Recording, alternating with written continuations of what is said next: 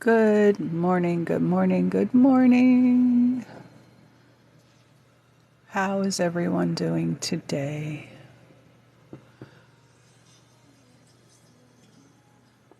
Give a few minutes, I'm a little early. Good morning.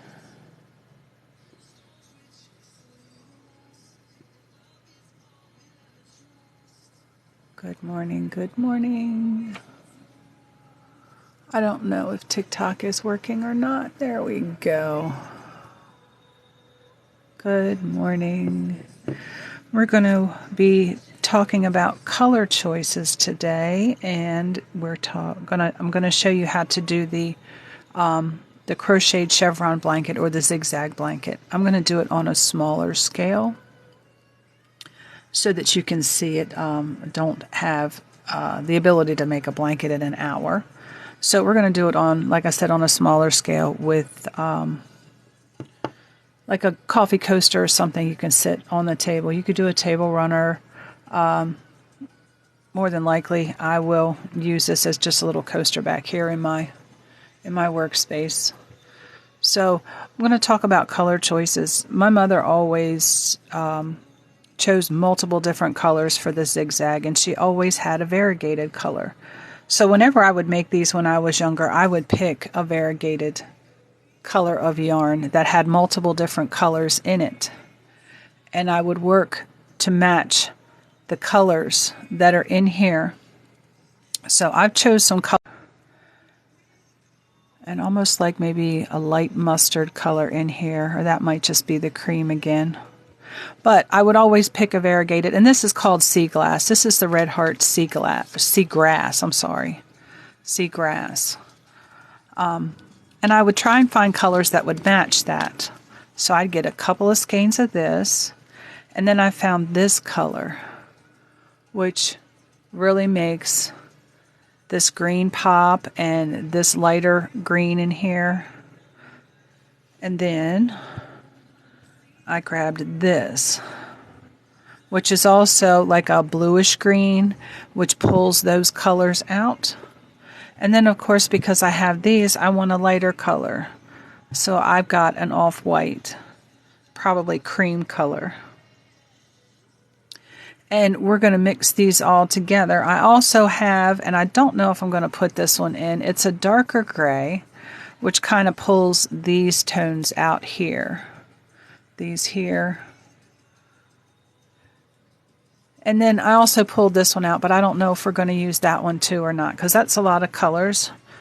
But I have a blanket that my mother made me in this fashion from when I was just maybe 12 or 13 years old that I still have with me today. So, yeah, that blanket's almost 50 years old, and it's still holding up, made out of acrylic yarn. No holes in it, no stretches, and I absolutely love it. I'll have to snap some pictures of it so you can see the color transition, and I'll post it here.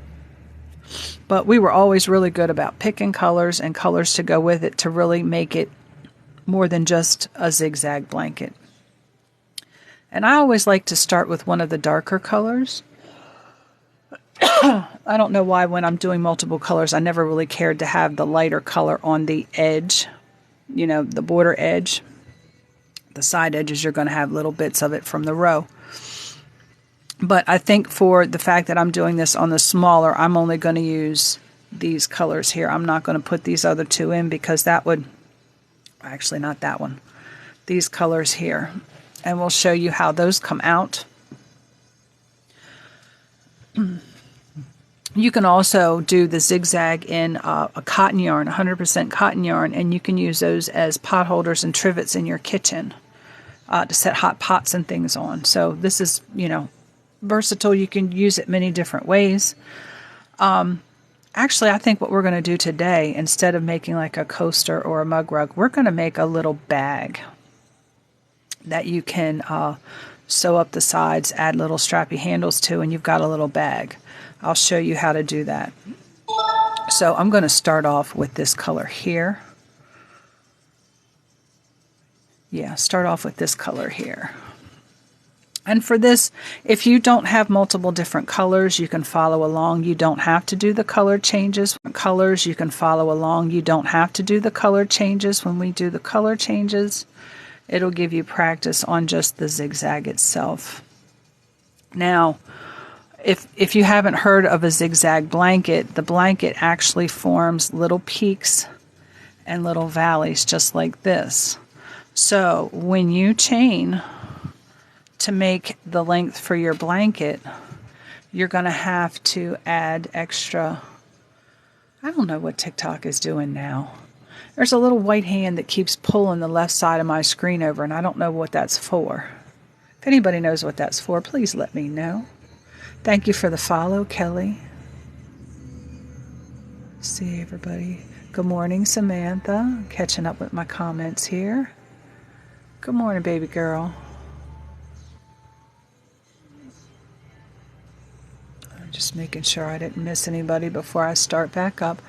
But as you chain, you're going to have to chain an extra length than what you actually want for your blanket or whatever you're making, because it does. Oh, okay. Yeah, Kelly, I crochet and knit and needlepoint and woodwork. I do a bunch of different stuff. I like crafts, period. All kinds. But because it goes up and down like this, it is going to draw your chain in. So you want to make sure to chain extra. Never really did figure out how to figure all that out. I just chained, and when I did my first row, if it wasn't long enough, I pull it back out and chain some more. But it always seemed to be pretty close to where I wanted it to be. So I start out with a slip knot. This hook size that I have right now is an H or a 5.00 millimeter crochet hook. I'm not using my favorite hook because it's really small, but I want to try and use close to the hook size recommended. It recommends a 9 for the worsted weight for crochet, I do believe, and that's listed on the label. For anyone who is new, yes, it does say here that for crochet it recommends, let me see if I can get it to zoom in here, a 9, an I or a 9 right there. Put that back in there so I know what color it is. But I just secure on with a slip knot. I hold my string here, wrap my index and middle finger, make an X on the back side and roll my hand over. Grab the second loop, and when I come through, I give it a little twist so it looks like that. Then I come over here and grab the yarn in my pinky and slip it through. Or actually, no, I don't do that. That's magic circle. We don't need that. Don't let me confuse you. Tie it on however you tie it on. If you're new to crochet, let me know, and I will show you that again. The hook size only affects the size of your finished project. So that's the need for different size hooks. If you start out wanting to make a blanket that's 40 inches wide and you chain enough for 40 inches, which on the back of the label it will give you, I think it gives you a 4x4 square, but if you break that down just for rudimentary, you'd have to do gauge to check to see if you actually meet this. But it says here on the label that 12 single crochets equal 4 inches. So 12 chains are going to be close to 4 inches. So if you divide 12 by 4, that'll give you your per inch count, which would be 3. So 3 chains would equal an inch. Now mind you, if you do 3 chains with this, you might very well have close to an inch. That's not quite an inch, but this is not a size 9. But I'm going to show you if I do this with the 3.75 millimeter hook, which is a size 5 or an F. Let me get a hold of some yarn here that's loose. And I'll show you the difference here really quick. Because your hook is smaller, your chain size is going to be smaller. And the actual distance, and you can see here, I'm going to hold it by the bottom knot. The green one is slightly taller. Even though you've only got 3 stitches, it looks like you have a full extra stitch there. So you can see automatically the difference that a smaller hook is going to make. So as you progress on, you're going to lose that much space, which is the difference between this stitch and the top of this stitch. So it does make a difference in size. Now, as far as blankets, there's a general, I think they have one on Pinterest. There's a chart that'll tell you how many chains and what size yarn will give you, you know, the width of your blanket, which is based off the gauge on the label. Hello, Chris. How are you? Yeah, bulky yarn does get heavy. So, if you're doing a blanket and you can do it in a bigger hook other than this, I used to love to do everything in a 3.75. It makes a nice tidy stitch. And if you're doing, you know, half double crochets or double crochets, there's not a lot of gap in between your work. But as you go higher up in your needles and you don't increase in your yarn size, the gaps do get bigger. So, but I'm just going to show you the basics of how to do that zigzag. And when I make it for an adult, if the blanket's for an adult, I always do a 10 stitch, what I call a 10 stitch zigzag. If I'm making it for kids, I use a smaller hook. I still use worsted weight yarn, but I only do a 5 stitch, what I call a 5 stitch zigzag, and I'll show you what I mean. So I'm going to show you this as if I were making it for an adult because I'm using the larger hook. So I'm going to use the 10 stitch version. So we need to do 10 plus 1, multiples of 10 plus 1 plus our chain for our stitch height. So I'm going to do multiples of 10. 5, 6, 7, 8, 9, 10. Actually 20. 15, 16, 17, 18, 19, 20. All right, there's one.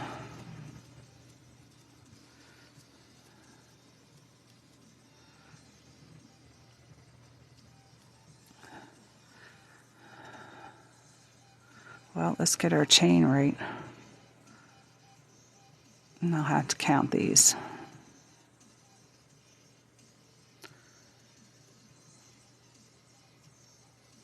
Let's see here real quick.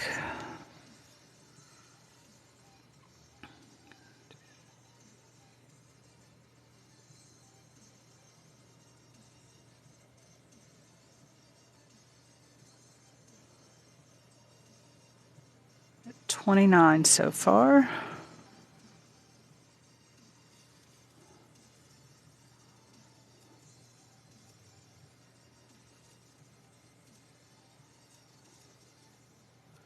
Alright, there's 40 stitches, and we need to have one stitch for each 20, so there's another 2 stitches. And I'm going to use the double crochet, so I'm going to chain 2. Okay? Now we're going to go down to the 3rd chain from the hook, and we're going to do a double crochet. The letter on the hook is an H. And I am showing the zigzag or the crocheted chevron blanket. Okay, the difference between the half double and the double crochet, I will show you that, Chris. Okay, again, the 3rd chain from the hook, we're going to yarn over and go into the 3rd chain, and we count it from the hook, not the loop on the hook. We go under the hook, and there's 1, 2, 3. 3rd chain. We're going to go into that one after we did our yarn over, and we're going to pull through a loop. Now at this point you can either do a half double crochet from this point here, and make sure, I always forget to tell everybody, when you like this you want to make sure to pull that stitch up there. Okay, now for a half double crochet we would yarn over and pull through all 3 loops. That's a half double crochet. Now I'm going to go back here, third chain from the hook. Now for a double crochet, you're going to yarn over, go through 2 stitches, yarn over again, and go through 2 stitches. Then you'll have 1 loop left on your hook. That's a double crochet. Okay, we are going to do 10 of those, so we need 9 more, 1 in the next 9 spaces.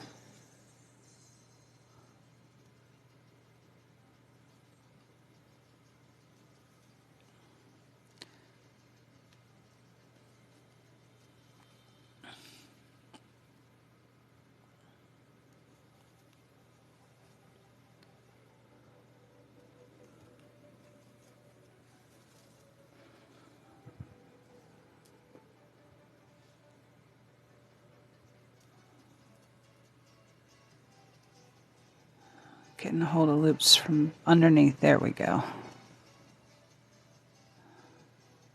I started doing double crochets, now I'm doing half doubles. Sorry guys. I make sure I'm doing double crochets. Half double crochet is my favorite stitch to do when I'm freestyle knitting, but I like this blanket done better in the double crochet, so I'm going to do it in the double crochet. Let me get 10 of these done here, and then I'll tell you the next step. This row, no matter whether I'm crocheting or knitting, the first row always seems to be the slowest one for me because it's hard to hold on to just this little bit and try and get into over here where you need to be in the right spot.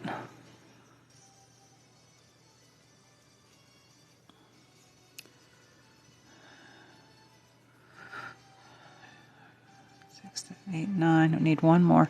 And our chain, the extra stitches that we added on in the beginning, this one here, this counts as a stitch too. So 1, 2, 3, 4, 5, 6, 7, 8, 9, 10. So in the next stitch, we are going to do 3 double crochets in the same stitch. Okay.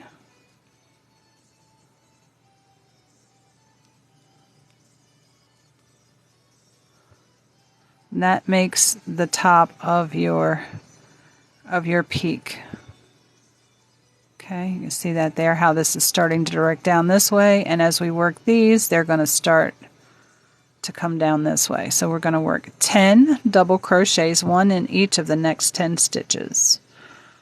So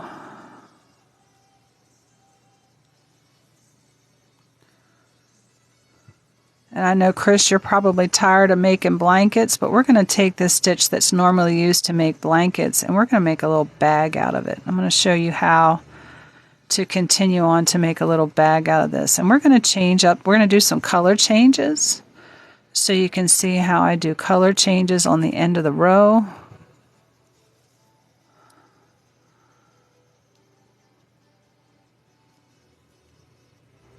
And a lot of times people will use the tails from those color changes at the end of the row to make fringe.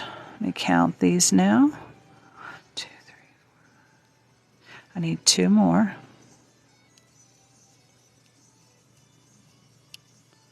And I'm going to tell you why this blanket works out the way it does so you can understand the basics of how to do this. And you can apply this to just about anything. Purses, bags, the bottom of sweaters. If you wanted to do a zigzag sweater, you could do this and run this for your back, front, sleeves, the whole thing, and you'd have nice little rippled edges there.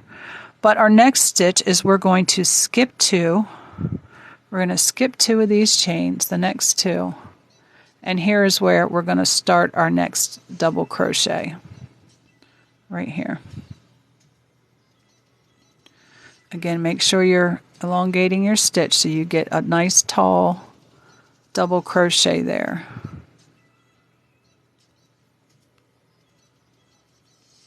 And this is one of the reasons I like doing the smaller stitch and the smaller hook. You have to do more rows to complete the blanket, but it just comes out tighter. for a bag it would be better with a smaller hook, but I wanted to show you with the bigger hook. The bigger hook for blankets, for making blankets, will make it lighter because over the space you use less yarn with a bigger hook. I mean, you have less rows. You probably use the same amount of yarn, but you'll have less rows. And I don't know why it makes it seem lighter, but it just does. Okay, 1, 2, 3, 4, 5, 6, 7, 8, 9. One more. And in the next stitch, we're going to put the 3 double crochets in the same space. And I hope I got enough. I should have. This is what I call fly by the seat of your pants crocheting, and I do this all the time. Now I should have 10 more stitches, probably 11. I should have 11. 6, 7, 8, 9. And I only have 9, so I'm going to show you how I'm going to correct that. Okay? I want to go here, and I'm going to do 1 double crochet, 2,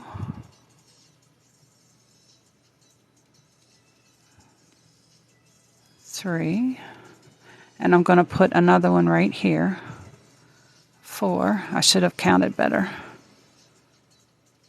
5, 6. Might make this first row seem a little lumpy as we go through, but it'll even out when we do the next row. 1, 2, 3, 4, 5, 6. Did we put 2 together? Yeah, right there. 1, 2, 3, 4, 5, 6, 7, 8. I got to put another double in here.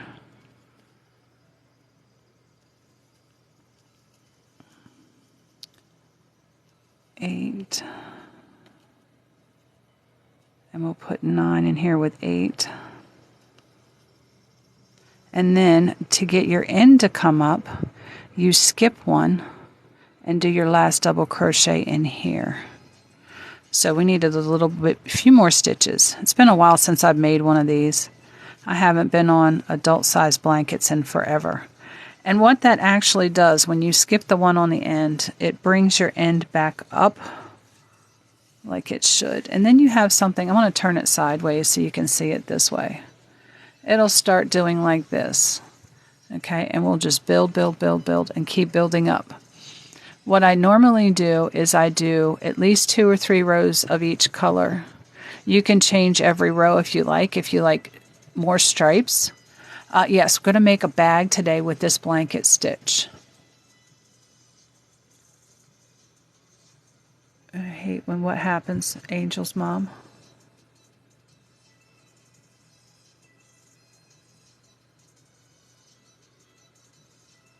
I'm not sure. Yeah, when I don't have enough stitches. Yeah, that's what happens when you fly by the seat of your pants. Sometimes you run into issues. But if you pay attention to the basics of how this is made, you can't even tell that I put 2 together in there because normally it would lump up. But if you space them out right, it doesn't lump up. And because you did it on your chain row, it's not going to make it look crazy because it'll even out on the very next row. But we're going to go ahead and continue on. I'm going to do 1 more row with this color, and then I'll do a color change. I got to try and figure out which color I want to go to next, which is going to look better next. Maybe I'll let you guys pick them. I'll lay everything out there so you guys can see all the colors. So at this point, we're going to chain 2 for our stitch height. And what makes this draw up? I wanted to tell you the basics of this stitch. When you put 2 together, or when you make 3 in one stitch, you've actually increased by 2. One of the stitches gets absorbed in the crease before because you skip 2. And one of them will get absorbed down here because you skipped 1. Does that make any sense? Because from here we added 2, and then here we subtracted 2 because we skipped 2 in the chain. Then again here we added 2 to make our little bump. And here we only skipped 1 because we're not going back up the other side. because one of the stitches is on this side and one of the stitches is on this side. This can be used any way you want to. You can work in the round and then work this stitch if you wanted to on top of it. This is, oh yeah, when you lose count or don't count enough. This is called, my mom called it a zigzag blanket. I've heard it called crocheted chevron. Isn't really a pattern I'm working from. It's just how I remembered to do this the way my mother taught me. And again, we're going to turn our work over. We already did our chain 2. And we're going to go back up the hill, but we're going to, not into this first one here at the base of our chain, into this one. And we should reach the top, because like I said, I haven't done this in like, I'm talking decades, at least 20 years. And make sure that we get back up to the top. We want to be going into that center stitch of the 3 that we did together. We should hit 10 right before that. And I'll show you that there. If not, I got to go back down and figure out where I need to be on that first stitch. And I'm going to count my stitches here, how many I have. Yep, and we are going to end up right here are the 3 stitches that I did in the same one. Number 10 is going to go into that first stitch. I'm happy when I remember things. And then in the center stitch of that 3 that are in the same chain, or in the same stitch, you're going to do 3 double crochets again, because we're at the top of the hill. Pull some of this out.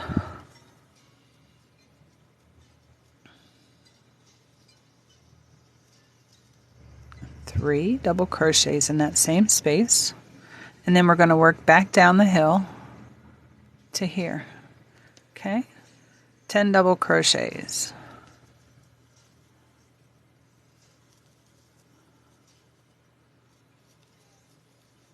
For everybody coming in, I was talking about this chevron blanket. We're going to use it to make a little bag. I'm going to work it until we reach the 9 o'clock mark here in our class, which is another 34 minutes here, because I have to go on to the knitted portion. You guys can continue on. And let me count my stitches here. Don't count our 3. 1, 2, 3, 4. One more. There's our 10. And we are right here over these 2 stitches, same as below. We're going to skip those 2 stitches and do our next double crochet over here in the 3rd stitch from your last one. I've got a new light coming. I ordered a light off of Amazon today that I can put on the back side of my desk up here, and it'll hang right over the center of my desk with a nice light. Hopefully it's bright enough.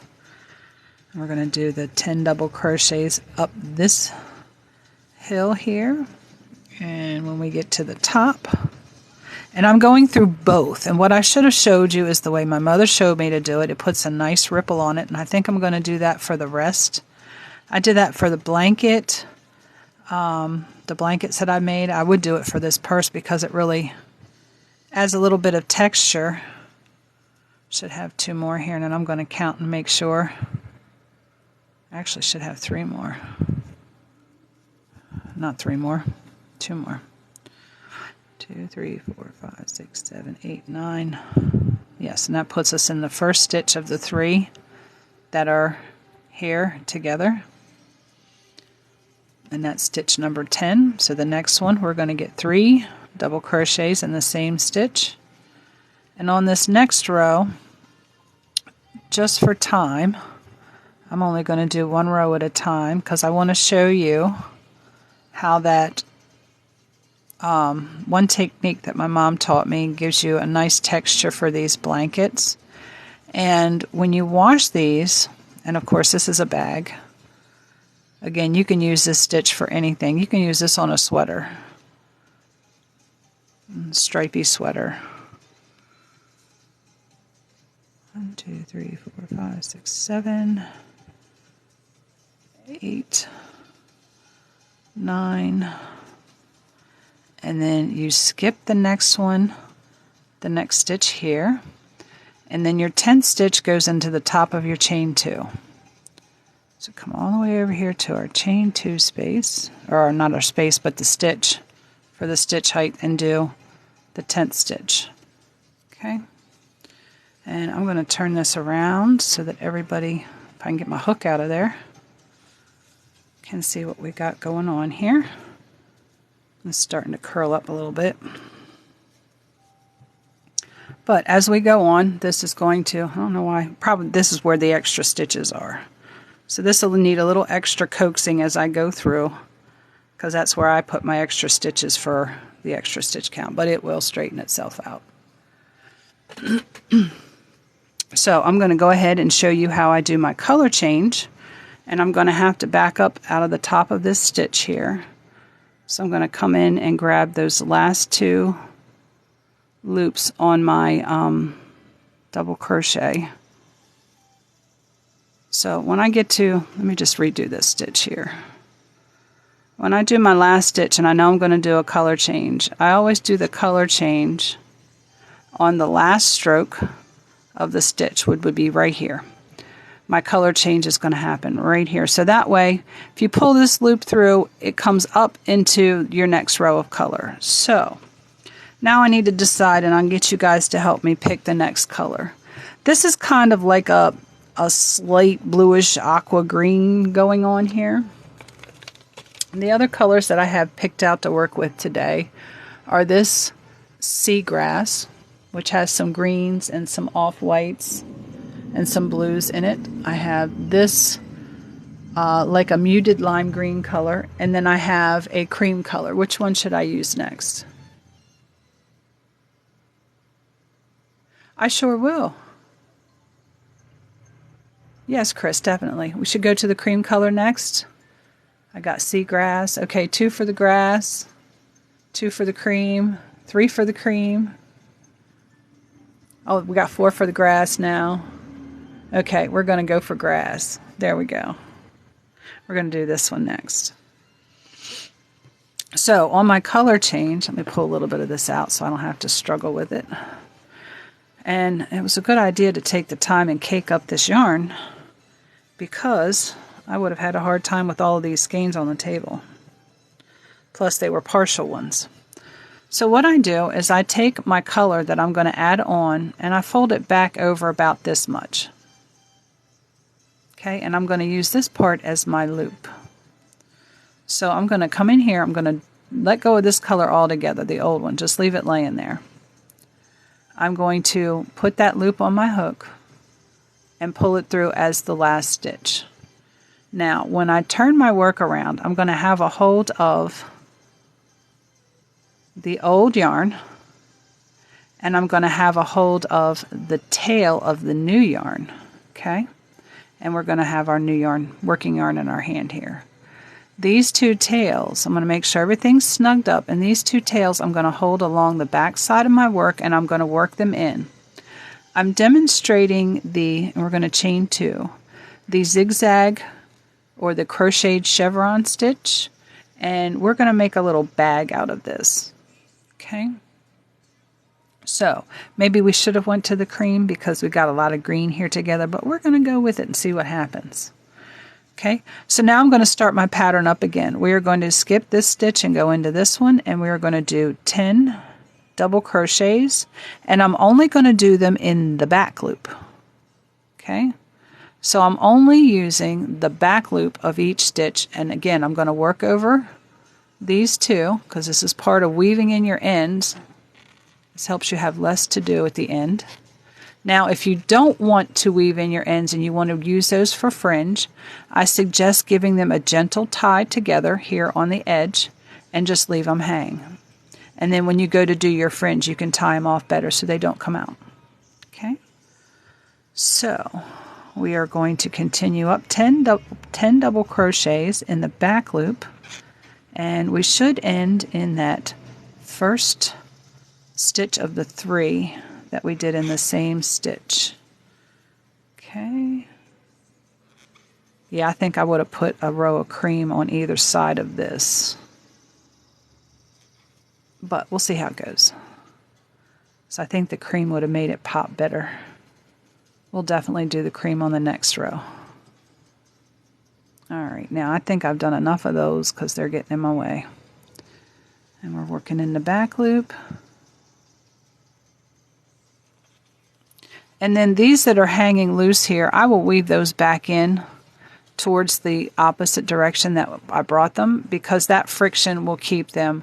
I'll go 2 or 3 stitches this way and come 2 or 3 stitches back. And it's all woven. And what I normally do with my blankets and my wearables, anything that I knit or crochet, I will leave a little bit of the tail hanging out. I will wash them. And then I'm going to clip this off. And then after they are washed, if there's any little tail end pieces left hanging out, little snippets, then I will, deal with those. Now, we are into the first of our 3. Let me make sure I've got 10 stitches here. Yep, because you count your chain down here. I think. 6, 7, 8, 9, 10. No, you don't count your chain. Sorry. You don't count your chain as the stitches, but you do use it as a stitch. So we are in the first of our 3 that are in the same stitch. So the next one, we are going to do 3 double crochets, and we're going to do them in the back loop.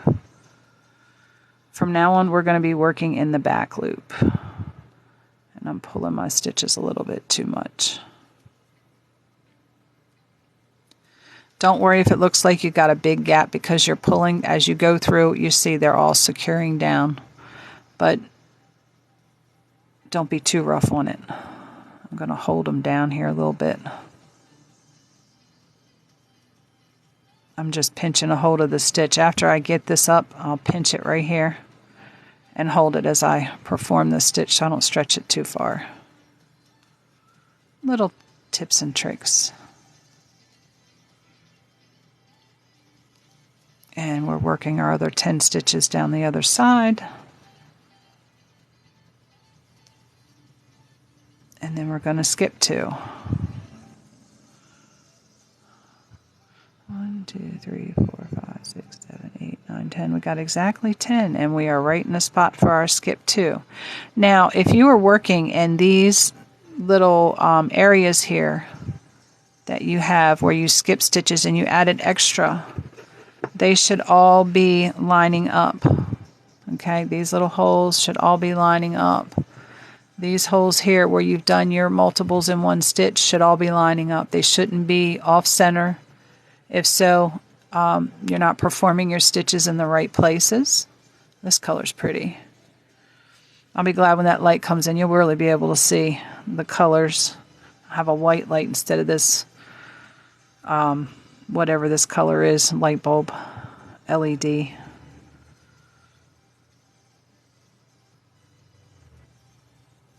And then we're going to work our 10 double crochets up to the top here.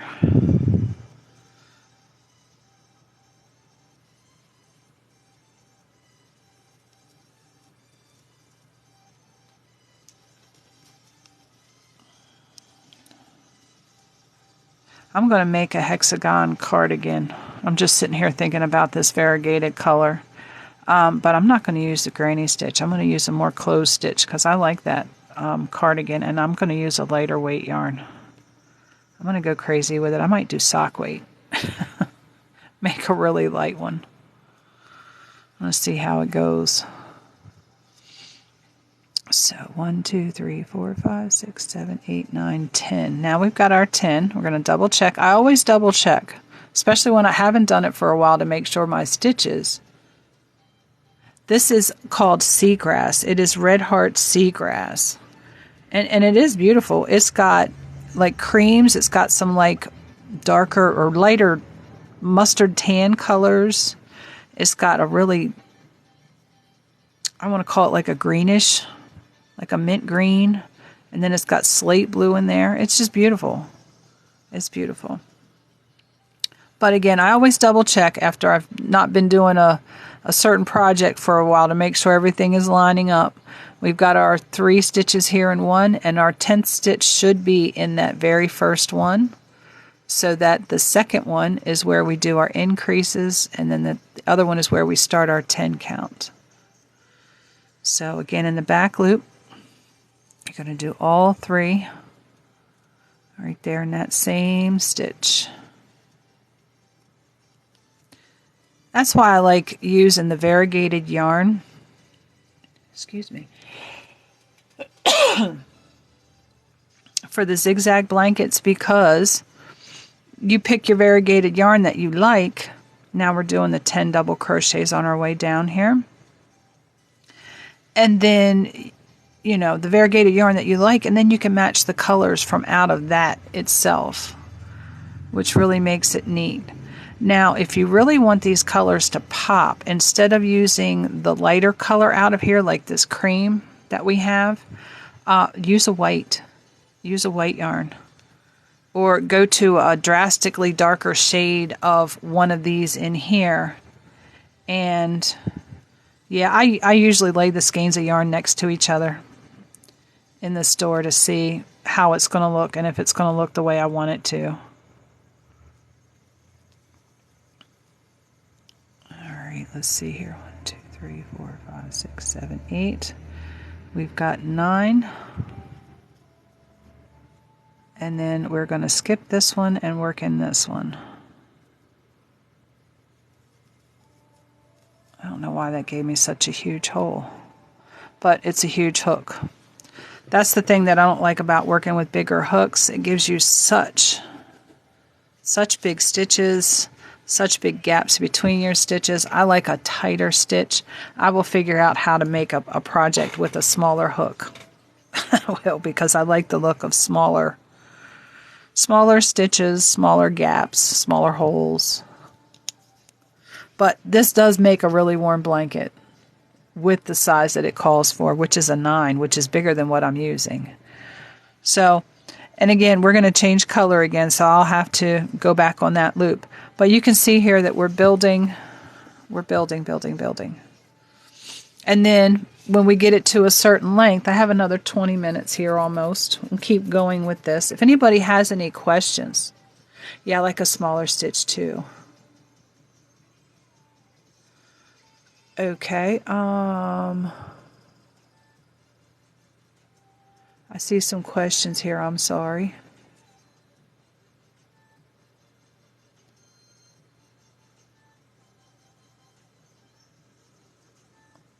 Well, Chris, we can work one-to-one, me and you, and we can work on this. This is just double crochet and where you place your stitches. That's all it is.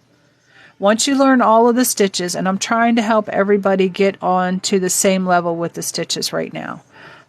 We worked single crochet with a bucket hat.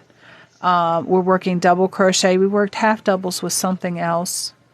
This is just repetitive doing the double crochets. I will go on Pinterest today and I will see if I can't link a crocheted chevron pattern for those that can read patterns. But pretty much you have 10 up, 10 down, plus 2. You got 10 stitches up. You've got 1 here. That's 11. You got 10 stitches down. That's 21. Up plus 2. That's probably why, because I only did 1. Should be plus 2. That's why we didn't have a proper stitch count. So it would be 10, 11, 21, 22, 23. 23 stitches plus the amount of chains you need for your stitch height. Okay? And then you can do whatever stitch you want. If you want to do single crochet, you can do single crochet, but your rows are going to be really narrow and it's going to take a lot of them. Half doubles are a little taller.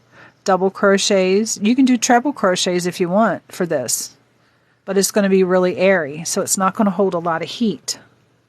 The different stitches will accommodate different things that you want out of your finished project. So, smaller needle, smaller holes, holds heat. Bigger needle, bigger holes, it's more airy, lets more air in. So, it all depends on what you want. A very simple pattern to make a shawl. Are you trying CM wool? Are you trying to make a rectangle shawl or a triangle shawl? Granny square bag right now, Luna. Thank you, that Italian chick. Actually, I don't have any beige out. I just have the cream. Renee, you asked for me to post another tutorial on my account. You need a tutorial for. I'll make sure to get one up there for you if you're still in here. Triangle shawl, okay. Do you have time today, CM Wool? Because I can show you a triangle shawl with crochet. That would be really, really simple. You can use any yarn you want. You make it as big as you want. Oh my, a rectangle shawl with lover's knot stitch. I've got a shawl over here, a wrap, I guess you would call it. Oh, lover's knot. I bet you that's going to be pretty. I can come back on. I might be able to come back on later today. I forgot I got to run out to the store, and I don't know when I'm going to be back. You can use basically any stitch to make a shawl because you just want warmth. If you are going to make a shawl and you want it for warmth, then you're going to want to use the worsted weight or higher weight yarn. If you use a big hook for bulky, it will make it light. I've used bulky to make a shawl simply because it's a little warmer. A blanket shawl, like the blanket yarn. And it came out really nice. It was really soft, really comfortable. But yeah, you have to decide what type of material you want to use. If you want decorations in it, I can show you crocheted stitches that'll put decorations, shells. People use shells a lot. The shell stitch for shawls. It makes it pretty. So then you just pick what color you like, and then you do your design. I wouldn't suggest too much if you're doing a design to use variegated colors, because sometimes your design will get lost in the colors. But yeah, the multiples for my stitches are multiples of 23 plus whatever stitch height you need, whatever change you need for your stitch height. There's 10 stitches up, there's 1 for your increase, there's 10 stitches down, and then there's 2 for your skip. So that's 10, 11, 21, 22, and 23. Then once you get multiples of 23 on there, you have to choose what stitch you want to do. Single crochet, you only need to chain 1. Half double crochet, you chain 2. Double crochets, you're going to chain 3. Treble crochets, you're going to chain 4. So it's 23 stitches plus whatever chains you need for your stitch height. And the hook that I'm using is a H8 or a 5 millimeter crochet hook. 3. You put 3 in the 11th stitch. You can do this in multiples of 5, 10, 12, 20, however many you want to do, but you got to have the same number up, the same number down. You're going to have 1 where you do your increases and 2, skip 2, where you're creating your valleys here. So you can do any multiple of stitches here and here you want to do.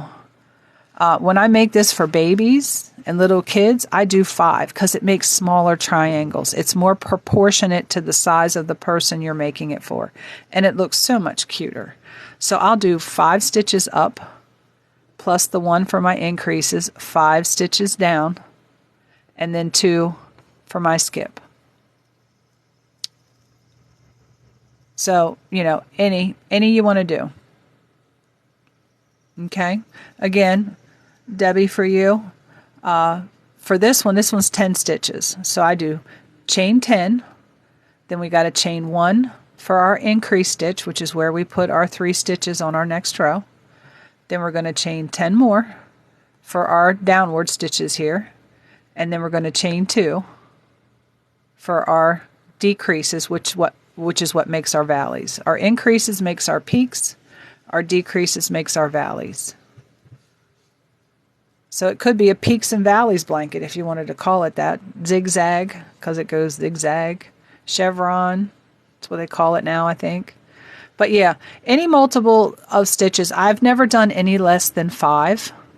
I mean, I'm sure you could. It would be a nice little tiny, you know. But I've never done any less than 5. And then had your increased stitch. And then 5 and your decrease 2. So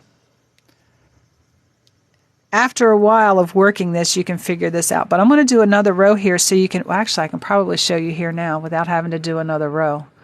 But you would continue on until this got as big as you wanted it to be. And then, because it's long this way, you can fold it in half. You've got a nice zigzag edge here. Seam it down the sides. You can make a bag as deep as you want it to. If you wanted to make a tri-fold bag, you know, you could do that as well, but it's hard to see without the width. Once you get it as wide as you want it to be, fold it in half. And then you've got your bag. You would seam it down the sides, put some straps. You could put your straps right here. Run a band, come up, do your strap. Work across here, do another in your strap, and then go around. I can show you all of that at a later time too when we have more time. But you can see here, working in the back loop, it's going to give you a nice ridge.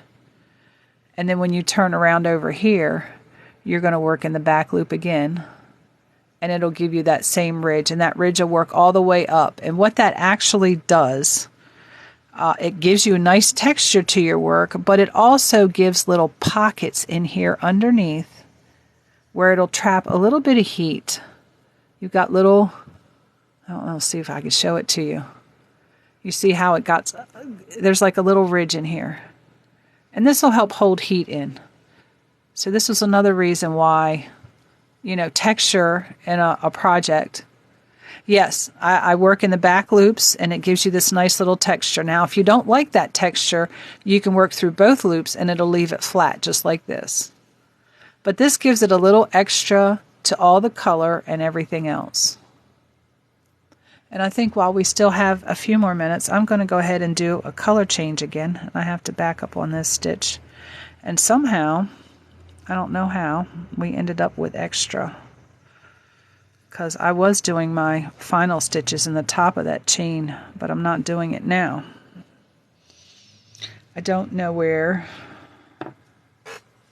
what happened. Again, when I do my color changes, I'll fold this over my hand. About that much. Gives me plenty to weave in. I like to put a sewing needle in mine and weave in the ends. And I just use that as my loop, and I pull it through for the final stroke of that stitch.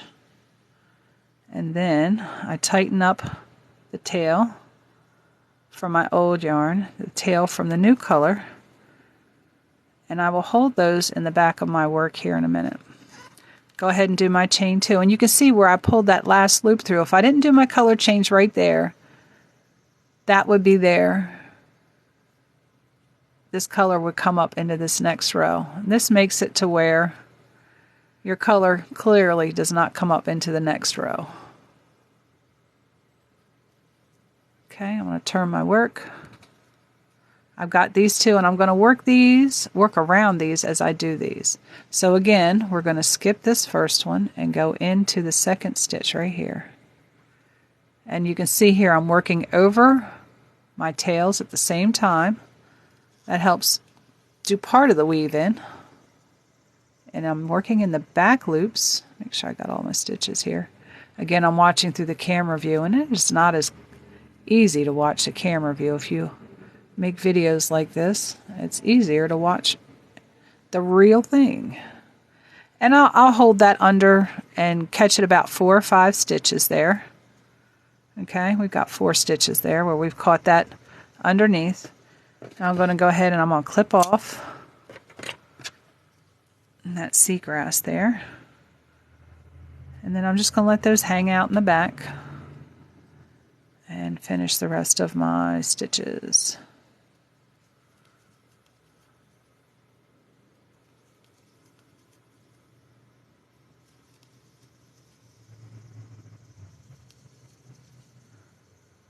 And I think I might use this. I was thinking about making something to hang my remotes on since I changed my room around. Let me count these here.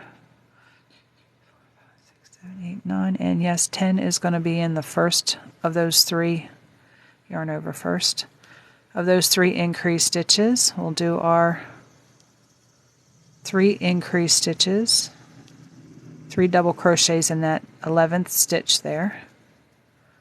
And then we'll work 10 more double crochets down this side, 1 in each stitch.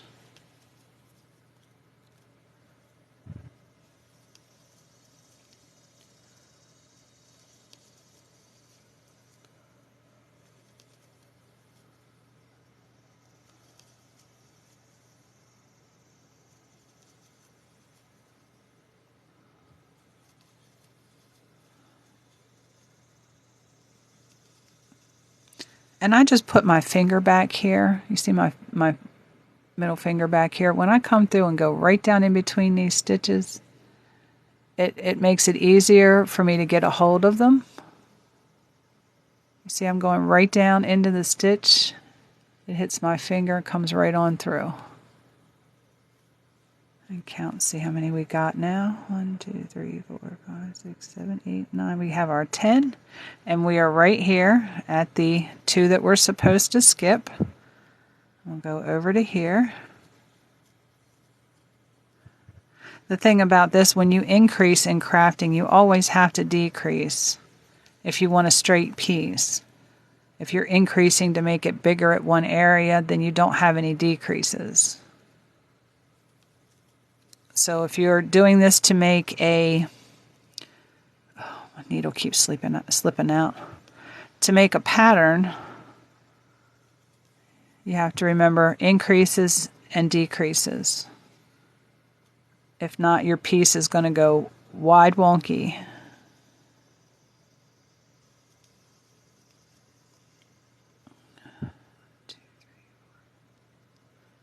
Yep. And we are doing really good. I got everything spaced out right now, I guess. We are going into the second stitch of the 3 that we had there in the top. And that's going to be our, where we're going to do the 3 double crochets. And then we're going to do the last 10 down the side, skipping the stitch between 9 and 10.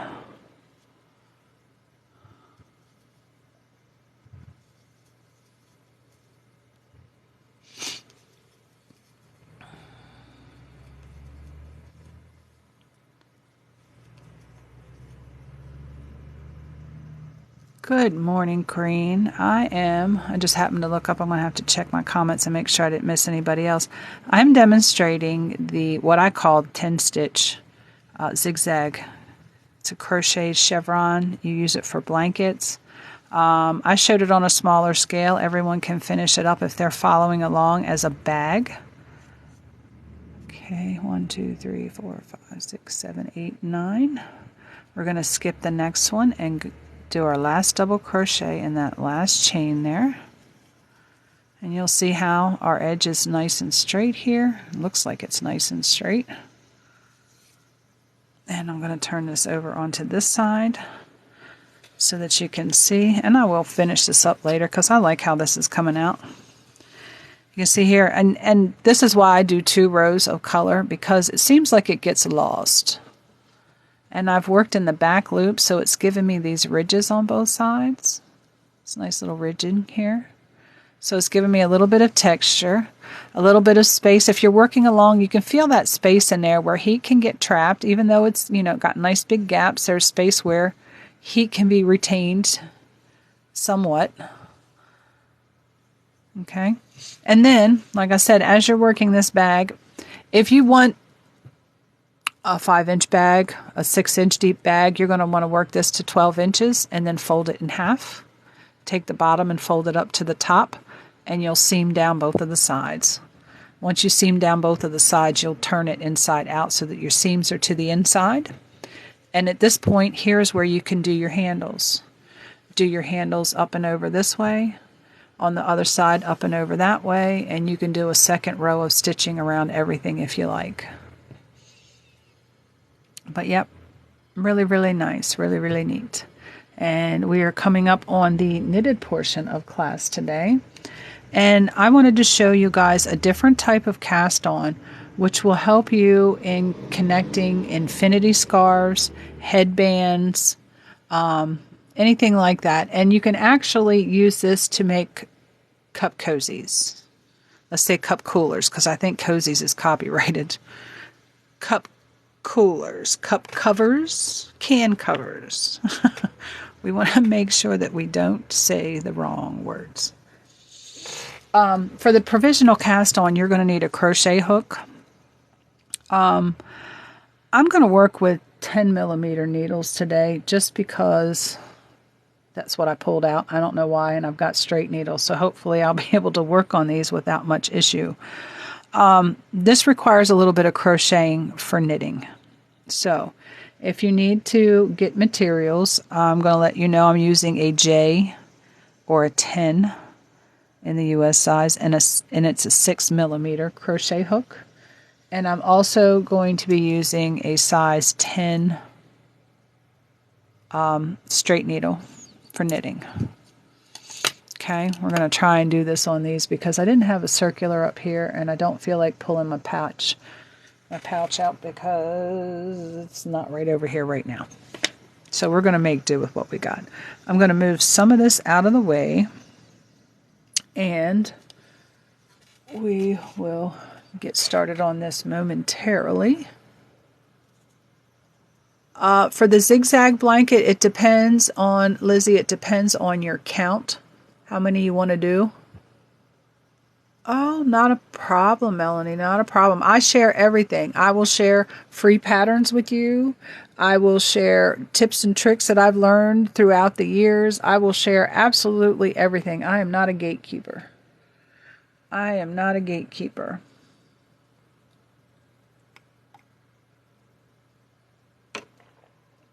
So, but yes, Corinne, this is just a zigzag pattern. Lizzie, for this one that I did, I was using 10. Where did I put that? It depends on how many you want to make. You can choose this number to be whatever number you want. I have never done any less than 5. So, but for this one that I did here, there's 10 chains. Then there's 1 for your increase, that makes 11. Then there's another 10 chains down, which makes 21. And then there's 2 that you skip for your decrease. So that's 23. So you're going to do multiples to replicate this exactly. You're going to do multiples of 23 plus the chains for whatever stitch height that you need. If you choose to do single crochets, you need to chain 1. So it would be 23 plus 1. If you want to do half double crochets, it would be 23 plus 2. If you want to use double crochets, it would be your 23 plus 3. If you want to use a triple or treble crochet, it would be 23 plus 4. So it depends on what stitch you want to use. I used 23 plus 3 because I did double crochet.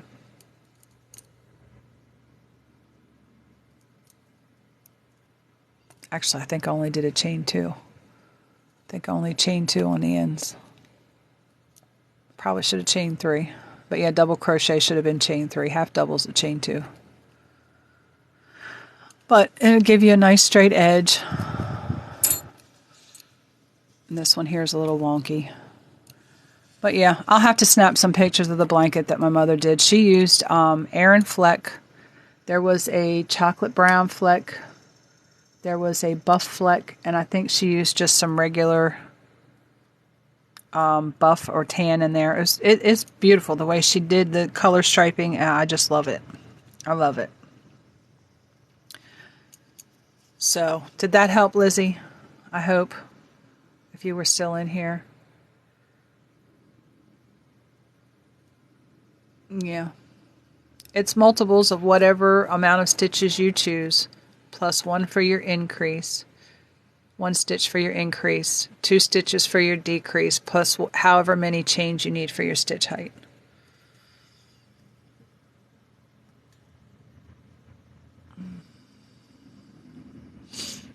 Alright. Hey, Jonette, how are you? I saw you sneak in here.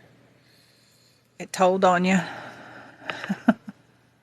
Alright, so for the provisional cast on, it's going to require some crocheting and some knitting. Okay.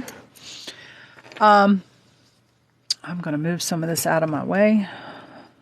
And I think I'm just going to work with this one. And I try to use a darker or a different color yarn, not necessarily darker, but a different color from what I'm going to knit with. So I think we're going to knit with this color, which is kind of a muted lime green. It's really a springy looking color. I like it.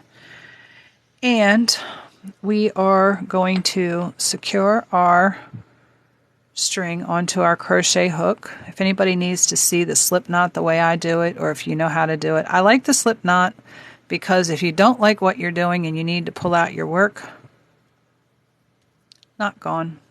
You don't have to worry about trying to unknot it. You don't have to worry about cutting it off.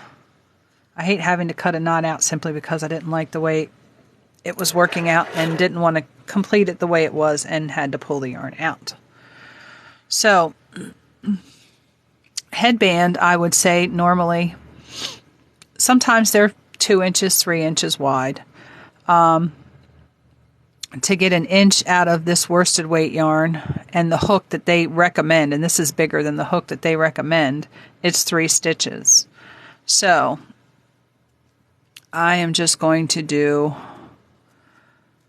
We are going to cast on 9 stitches, but we have to do a little bit extra with this one. 1, 2, 3, 4, 5, 6, 7, 8, 9, 10, 12, 13, 14. I'm going to do 15. Okay, we need more than 9 because we need some to hang off this edge and some to hang off this edge. Now, what you do with the provisional cast on, again, you have extra stitches. What the heck's going on with my... Ugh, they got twisted the wrong way. Now, you're going to take this and you're just going to pull it straight through. You're not going to tighten it down. Leave it just like that. Okay?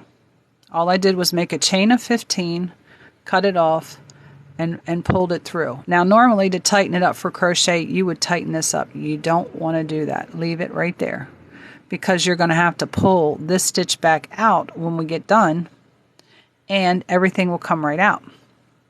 Now, over on the back side, normally you're used to working crochet. If you crochet, you're used to looking at this. On the back side, we have a 3rd loop right here, all the way across. We are going to use these loops to cast on for our provisional cast on. Yes. Oh, crochet onto the needle?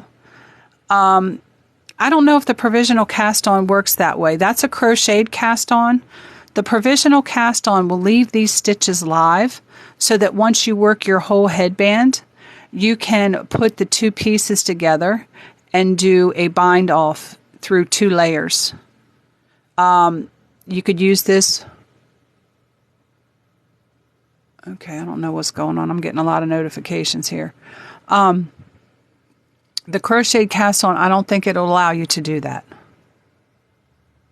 Okay, I'm not sure how to do that, so maybe we can have you show us how to do that one time. But this is the way I know how to do the provisional cast on. Now I'm going to take my knitting needles and I'm actually going to work through 9 of these towards the center, and I'm going to cast, pull my stitches through. Might be easier to do it the way Sonia knows how to do it, but this is the way I know how to do it. So, but I stick my needle in through here and probably just do it with a crochet hook as well. I fold over my loop again, just like I do it with everything else, and I will pull that right through there. Okay. Next couple of stitches I'm going to work double because I always do. when I start out.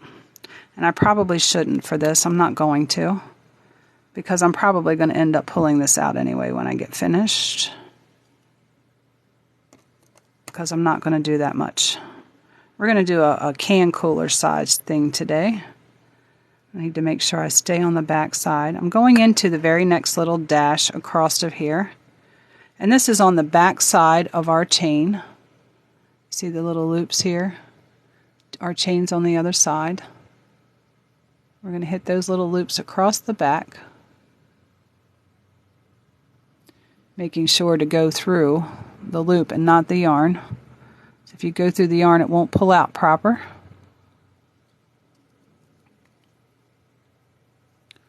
And I know 9 stitches aren't going to be enough for a can cooler, but what I would do is crochet a circle, count the stitches around the outside, and pick them up around the outside circle. But this is just one of the many ways you can use a provisional cast on. And I don't know how many I've got here. We're going to count. 5, 6, 7, 8, and this one makes 9. There we go. Alright, and then this just hangs out here, and it holds those stitches live, so that once I've done a length of this, I can come back, pull this out, and I have live stitches here that I can then bind off with the other stitches. I can stick them on another needle and do almost like what they call a 3-needle bind off. Alright, now what I'm going to do, to find my other knitting needle here, and I'm just going to go ahead and start knitting on here, and I'm going to knit a length of it. If you haven't seen a knit stitch before, I'm going to just be doing all knit stitches. You go to the left side of your stitch, your needle goes into the little tunnel that's made by this wrapping around the needle here, right here. You see that little tunnel there. But we're going to go to the left of the stitch and go through that way. Our needle goes up the back side. We're going to take our working yarn and counterclockwise wrap. And then I put tension here. You can see that I've got this pulling tight. It opens up the hole, and I definitely need better lighting for you guys to see this, because I'm watching this through the camera view and my lighting stinks. But that's the knit stitch. I've got new light coming tomorrow. I ordered it off of Amazon yesterday. Okay. Darlene, how are you?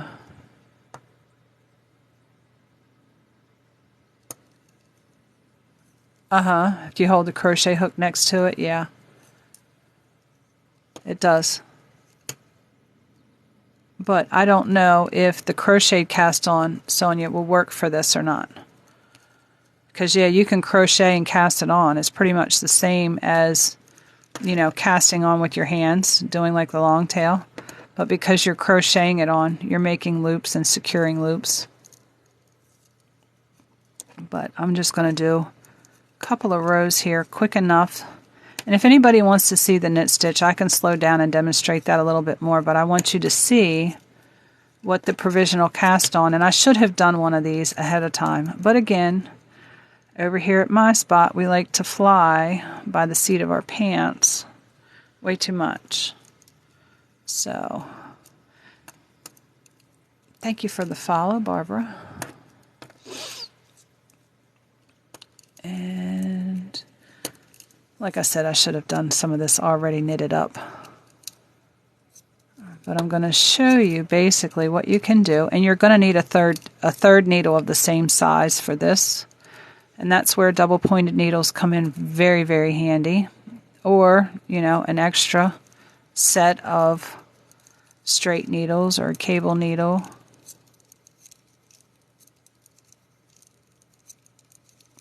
I'm going to get a couple rows done here really quickly, so I've got enough to fold back over to show you how this actually works. And you can do a headband with this. You can do, like I said, can cover, one that will just slide down over the top, wouldn't have a bottom. You can make bottoms for them, doing a crochet in a circle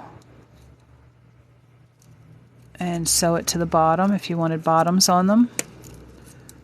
Because they are knitted and this panel is a certain number of stitches, you can plan out color work in there if you wanted to.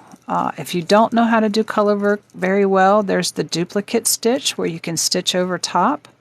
And these are some of the things that I want to show you guys too. The duplicate stitch, I forget about it when I'm planning class, but if I had knitted this all, did a knit and purl, done a stockinette stitch, knit one row, purl one row, I would have had a flat piece of fabric that I could have done the double stitch on. Oh, okay. All right. Yeah, there's not one right way. There's more than one way to accomplish the same thing. That's what I like about fiber arts, crocheting or knitting. If you mess around with it enough, you'll discover that you can put stitches in places where you never thought you could put stitches, and it does all different kinds of things. So, have fun with it. Have fun with it. I'm going to do one more row, and I should be able to pull these off and show you guys what I'm talking about now with this. If I did it correctly. I didn't bother to look it up this morning. Again, my motto, fly by the seat of my pants. Okay, now, let's say that this is big enough, or we're going to just do a little cushy pencil grip, because some people don't like to touch wood or don't like the feel of wood and rather have something softer, and this would make a nice little pencil grip. You can make pencil grips for your friends. You can put little pieces of, or a strip this way, I would put it this way, of hot glue, which will help it, once it dries, help it grip, but don't put it together until the hot glue dries. And then it won't slide up and down your pencil. You can have fancy little pencil covers. All kinds of ideas come to my mind when I'm sitting here doing stuff like this. Now, we're going to come back down here and we're going to find our chain where we just pulled that string through. We're going to come to the back side and pull it back out. If you catch this last little loop right here, if I can get a hold of it. This last little loop right here and pull it back through. This will allow you to pull your chain loose. Okay? And when you pull your chain loose, let's cross our fingers and hope I did this right. Okay? There's a live stitch right there. Put it on your knitting needle. We'll pull another one out. There's another stitch. If I watch this through the non-camera view, I'll be able to see it. I just don't want the weight of that needle hanging there. Okay? And we might have to reorient these stitches the right way when we get done, but that's all you do. You can see here where the little green loops are, there's where all my stitches are. I'll come over here and I'll grab that one. I would have pulled all of this all the way out to the other side and just slowly and gently picked up all of these stitches, but I'm showing you one stitch at a time. You can pinch this stitch over here. Okay, you see how I've got it right here? And you can pull that one out, and you've got control. Nothing's going to pull, nothing's going to drop, nothing's going to go anywhere. Okay? Some people are afraid to do things like this. Okay, there's your stitch. Let's put it on your needle. I would have just... That one didn't seem to go in there right.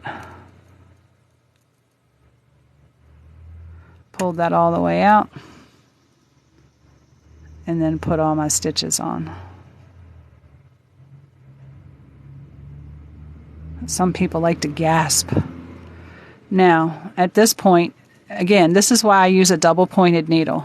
As you can see, I've got them in opposite directions, so I would have to take another needle and fish these back on so that both needles are up here. So, very quickly, let me take this one. And I know this isn't the right size, but we're going to turn this one around. I'm going to take all these stitches. And this is why I use a double pointed needle when I do this at this point, So that way I don't have to, you know. And if you wanted to, you could change colors every row, especially for a little pencil gripper. I don't know why that just hit my mind just now like that. A little pencil gripper. It's about enough to, you know, wrap around a pen or a pencil for sure. But now that my needles are both facing the same way, what I do, slide both of these over to the edge needle, go all the way down to where it's almost coming off. And mind you, I've got control of these stitches with this finger and this finger. They're blocking them from coming off. Okay? Now what I'm going to do is I'm going to go through this stitch, and then I'm going to take my needle and go through this stitch. So I'm through one stitch on each side, and then I'm going to wrap like I'm going to do a regular stitch, and I'm going to bring that back through both of them, and then those two can come off. Okay, go to the next two. Go through the one on the first needle, go through one on the second needle, go ahead and perform your stitch. One here, one here. And you're going to do that all the way through till you come to the end. Some of these I didn't probably orient the right way, but that's okay. Take it through one, take it through the other. Make sure you keep it snug, especially if you're making this for seam, for size, to make sure, you know, your pencil don't fall straight through or your can cooler don't fall straight through. This one and this one.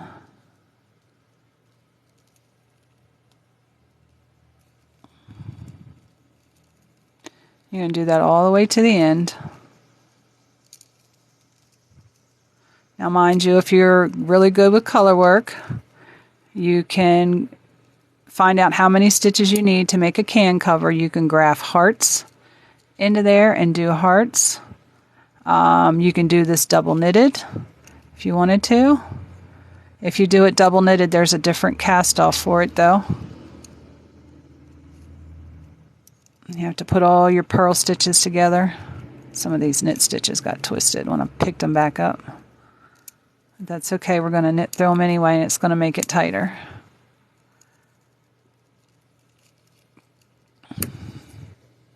Get back down here for this stitch. There we go. Don't drop that second one. I got it. Now, at this point, oh, I didn't cast them off. I should have cast them off. Dang it. But the cast off, one should have went over the other on the way out. So I'm just going to go ahead and do a cast off because I'm not slipping those back off. After each two that I did like this,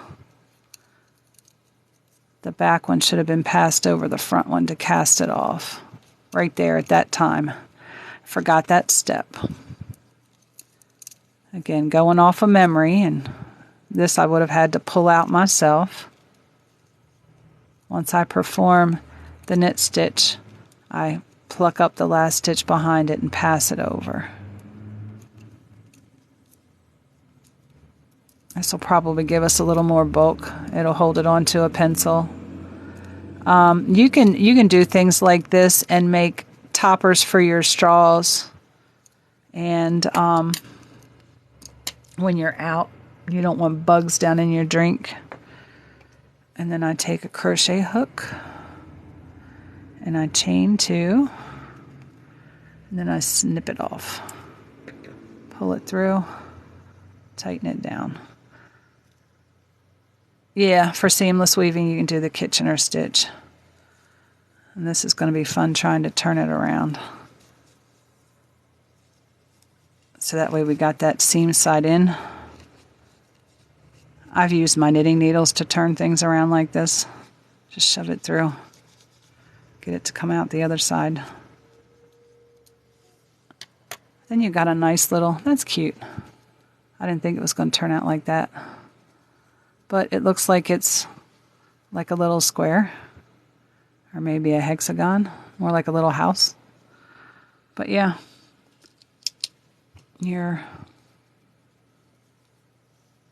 Of course I got the gripper on there. If you wanted to do it, you could. Just ideas. Of course, these ends would have to be woven and all of that. It's just little ideas. It gives you a little soft, especially kids that have sensory issues. If they like soft things and they don't like hard things, this would be nice to put over a crayon. Make it the length of the crayon so they don't feel that hard, cold, waxy crayon. And they feel soft. You could do all kinds of things with this. Can covers, whatever. You can use these to cover vases if you did the little decorative tan and white and covered the vases with all different applications for all different kinds of yarn stuff. I just love it. Yep, cast iron handle. You could use wool or you could use cotton. Do not use acrylic in the kitchen where it is hot. Acrylic melts. This stuff, if you get it hot, it will melt. What is... Enter me, please. For what, Cindy B? Oh, you would close all the socks. I really don't know a lot of stitches either. Kitchener stitch, the mattress stitch, I've just learned here recently. I'm a whip stitch, blind stitch, stitch it together however you can stitch it together and make it look nice. So yes, I've been finding some new ways to close things up. This would be cute as a cat toy. You could take and stuff a little, if you made it a little bigger, you could stuff catnip in there in a nylon. And they would love it forever. Cindy, the giveaway does not include my class, only my random lives. Sorry. And you got to be one of the top 10. So, one of the top 10 viewers of my random lives, and you will be entered in a giveaway. The drawing will be done on September 1st for the month of August. And I want to try and do at least 2 or 3 a year. And I just started this year, so we'll see how it goes. But we do have a little bit of time left over because I've showed you the knitting portion. I want to try and make what I'm showing you shorter because I want to fit everything into the 2-hour time mark that I'm allotting for class on Tuesdays. But I want to leave time for questions if you're having issues with certain things because, you're in regular class, you have issues with math, reading, whatever, the teacher's going to stop and help you.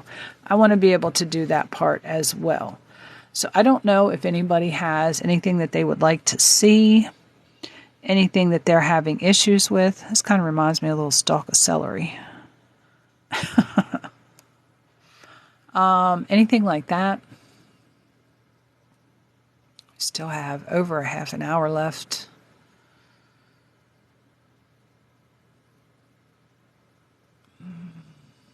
No? Nobody has anything that they'd like to see? No questions? A throw with huge stitches. Granny stitch is easy to do. What type of huge stitches are you talking? Do you want oversized stitches? Are you talking about those huge blankets that are made out of roving that they knit with their arms? Or are you talking crocheted?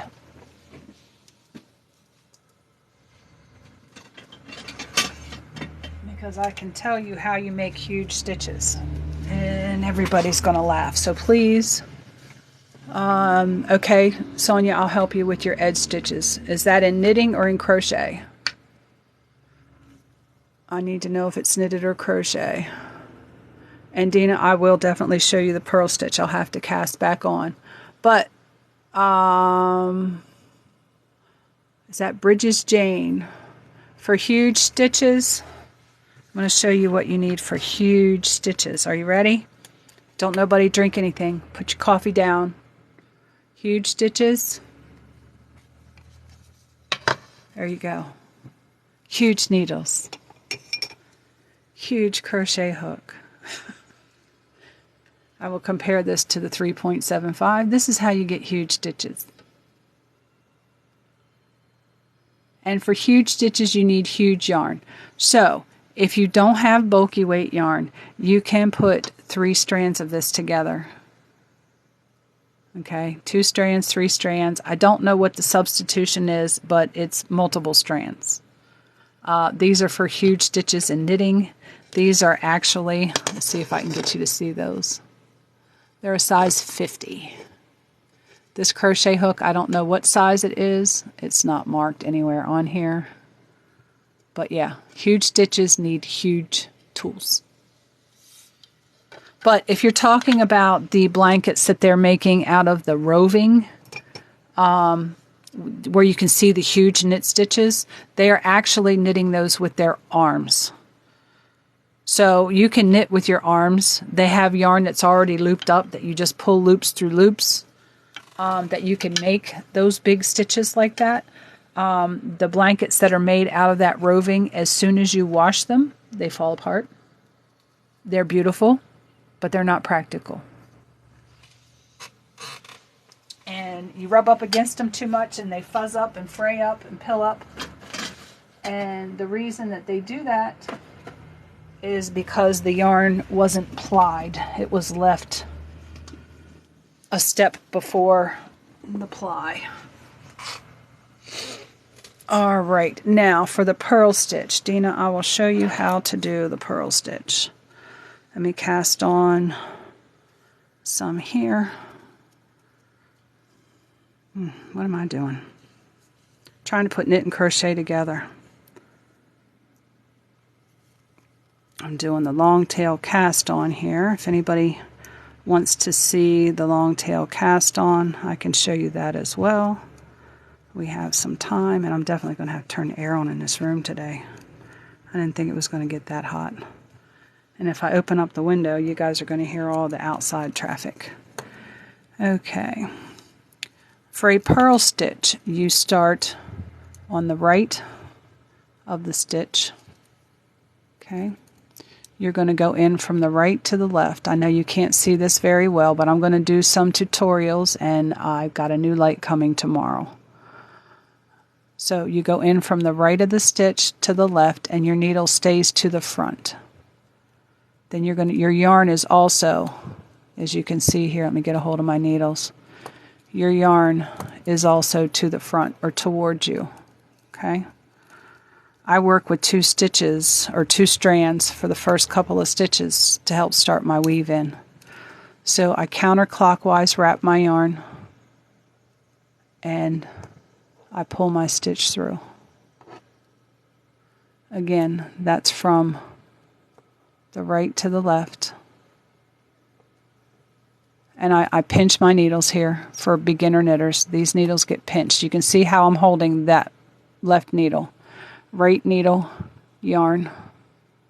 Okay. When I go to wrap, I pinch these 2 and I hold my stitch at the same time, so I've got control of everything up here. Counterclockwise wrap my yarn. And then I put tension so that it helps pull this loop to elongate that hole to make it easier for me to come back through with my stitch. Okay? Does that help, Dina? And I know I got a bunch of new messages, but I'm trying to keep up with the ones I have now. I'm going to set this down here and check my other messages here. Sonia, for your edge stitches, if it's for crochet, instead of doing the chain, okay, I'll show you that too. Let me pull my hook back out here. And I've got other yarn. Dina, I'm coming down to you. So if you're still here, just leave a message. If you need to see it again, say do it again, and I'll see you when I come down through.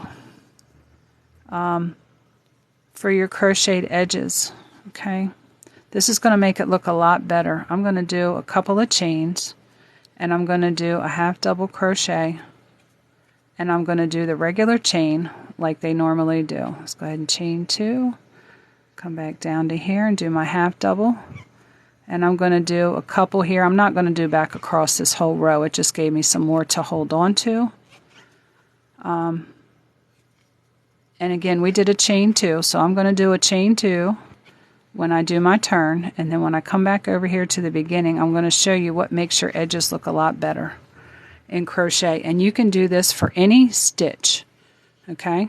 because I'm doing half double, I'm going to do my chain 2, turn my work, and then I'm going to work back over top of those stitches and all the half doubles from the previous row till I get over here to the other side. And then I'm going to show you what I do to make the edges a lot nicer. Now I probably should have done a double crochet because the taller your stitches, the more this stands out. Okay? Half double doesn't show it as much. You can see here I did a chain 2 and you see how it rounds that edge. Okay? What I do, I chain 1. I turn my work. Now, because we're doing half doubles, we need a chain 2. So this is what I do, and this makes my edges look a lot better. We're going to come right here into this stitch, and we're going to perform a half double or a single crochet. I'm stuck on half doubles. Now, because we're doing half doubles, we need a chain 2 height. This is the height of one chain. We're going to do another single crochet in there, and it's called stacking single crochet. Okay? We're going to go into, you can see here we have one leg and another leg of the stitch. One here on the right, this one here, and then the other one here on the left. We're going to go into that left stitch, front of that left stitch right there, and we're going to do another single crochet. See how those stack right on top of each other? If I had a double crochet, I'd do another one for 3. Now I'm going to work over here, excuse me, to the other side where I had that chain 2 here, and I'm going to show you the difference in the edges because I'm going to do that chain 2 and do a couple of stitches. Okay, there's my chain 2. See how it kind of bubbles? Now I'm going to do my single crochet, turn my work, do my stacking double or stacking single crochet again. I need 2 of them. Okay, see that? Let me do a couple here so you can see how they stand up on the edges there. You're going to be able to tell a difference, but like I said, the taller your stitches get, the more you can tell. Straighten my work up there. You see your lump here? See your straight edge, lump. This was a chain 2.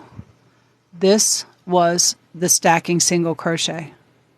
Now, if you need 3 chains, you just do 3 single crochets on top of each other, utilizing the second loop in that single crochet.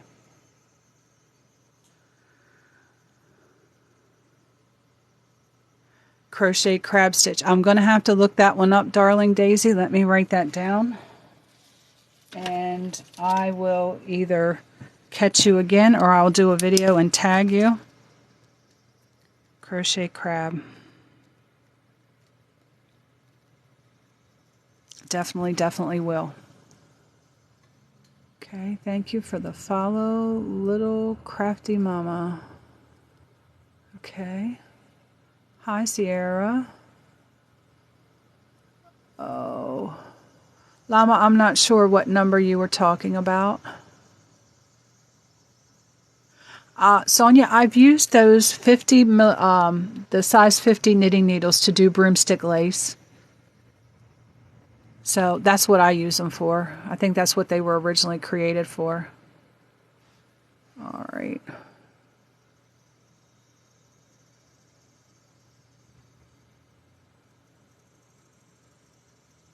Okay. Special yarns. Thank you for all the follows, guys.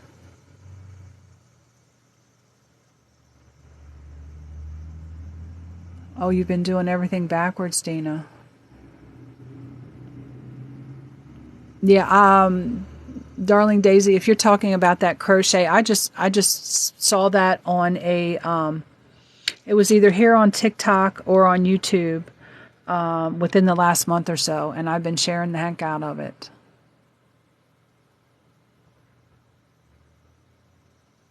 Yep, it makes it easier to find the last stitch. It sure does. Definitely does. Yep. You want to see a double crochet? I can show you a double crochet. And Jonette, what was it that you needed to see again?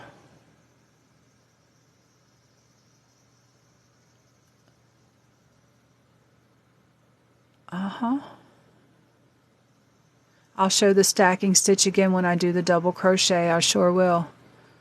The crab stitch is also called the reverse single crochet, okay? In case I can't find it, I will definitely look those up, and I will do a tutorial this week. Oh, the needle number? Which one, hon? These that the blue ones that I'm working on, or the huge ones that I had? These are a size 10. I'm trying to catch up. Oh, when using big stitches? Oh, those were a size 50. Those were a size 50. Normally, when you are working in crochet, you're talking about stitch height. And that was, who was that? Is that Rathna? I hope I don't mess it up. I really don't. I don't want to mess up people's names. When you start another row, okay, let me finish this as half doubles, and you're using any stitch other than a slip stitch, you're still going to chain, because this stitch counts right here, this last stitch that you did, but because your yarn and your loop is coming up out of that stitch, you can't go back down into that stitch because you'll lose your loop. So you're always going to have to chain a certain amount of stitches when you're crocheting at the end of your row before you turn. Okay, now I'm going to show that stacking crochet again. Okay, if I was to do a double crochet, and I'm going to show the double crochet right now, I would chain 2 or 3. 2 is for half double. I would chain 3, and I would start, turn my work, do my double crochets, which a double crochet you're going to yarn over, go down into your stitch, and pull up a loop. You'll have 3 loops on your hook. Now, when you're performing the stitches where you have to yarn over and go in, make sure you're elongating this last stitch. If not, you're not getting true stitch height. You don't want to perform your stitch way down here like this, because you're not getting a half double.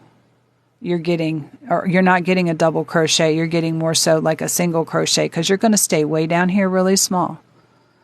The purpose of yarning over is to give that stitch height, okay? So you want to make sure that your needle or your hook is parallel to the line of work that you're working on when you do that stitch, not angled, parallel. And then you know you're getting that true double crochet, okay? Now, the reason why this doesn't count as a stitch is because this is to bring us up to stitch height. It will mesh tight with this, but it'll give us a little bump. So I'm going to show you on the next row how to avoid that bump but still get your stitch height. Again, you're going to yarn over and pull through 2 loops, yarn over and pull through 2 loops. Again, yarn over, down into your stitch, pull up a loop. And this is a double crochet that I'm performing right now. Make sure again that your needle is parallel, and you can do that as you're going over here to grab this yarn. Pull through 2 loops at a time. Make sure you're yarning over before you pull through your loops. Okay? Again, here, I'm going to show you just a little bit on a slow moving scale. There's my measure, there's my grab. Okay, so it doesn't take you any bit more to make sure that you've got that stitch pulled up to the proper stitch height. Right there, grab. Okay, and you're getting a true double crochet stitch when you're making sure that your hook is parallel to your work before you grab your yarn to pull through. Okay, now we got one more to do. Here's the last stitch. And I'm going to show you how to do the stacking single crochets to make your edge nicer. Okay, because here I did the chain. I think here, did I do the stacking doubles on that one? And I'm going to show you the difference that you get. Nope, I did a chain on that one too. I'm going to show you the difference you get when you do a stacking double on the edge too. Here we did our chain. You see how it gives you a rounded and it gives you a hole? You clearly have a hole in there you can see through. All right. When you do your stacking double, you're going to chain 1 before you turn your work, because you want to work in the stitch that you're actively in. Chaining one moves you out of that stitch so you can work in it. Now, I'm talking a whole lot without drink will dry your throat out. Hold on a second. I don't know if warm coffee will help.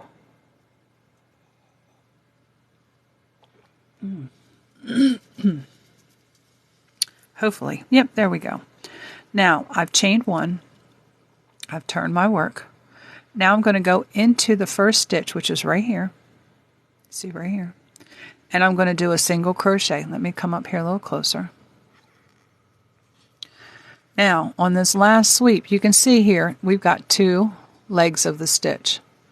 Okay. Going to finish the stitch. You can still see the 2 legs. All right. And because this is a double crochet, we need 3 chains. So we're going to do 3 of these single crochets and we're going to stack them. We're going to go into the left leg, this one right here. Let me isolate it out. This one right here. Okay. Because if we go into this one, we're going to lose our loop. So we got to go into this one right here. And we're going to do another single crochet. And that stacks it right on top. And we got to do one more because we're doing double crochets here. I'm watching through the camera view again. And there's our 3rd single crochet, which equals our 3 chains. Now you just go ahead and start doing your row of double crochets. Okay.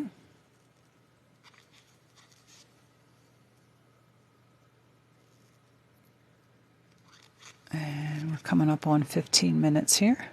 I'm just going to finish to the end of this row. I only got 2 more stitches to do. And then I'm going to show you the difference that you have here on your edge. Okay. Nice, tight, closed stitches. You see your stitch here?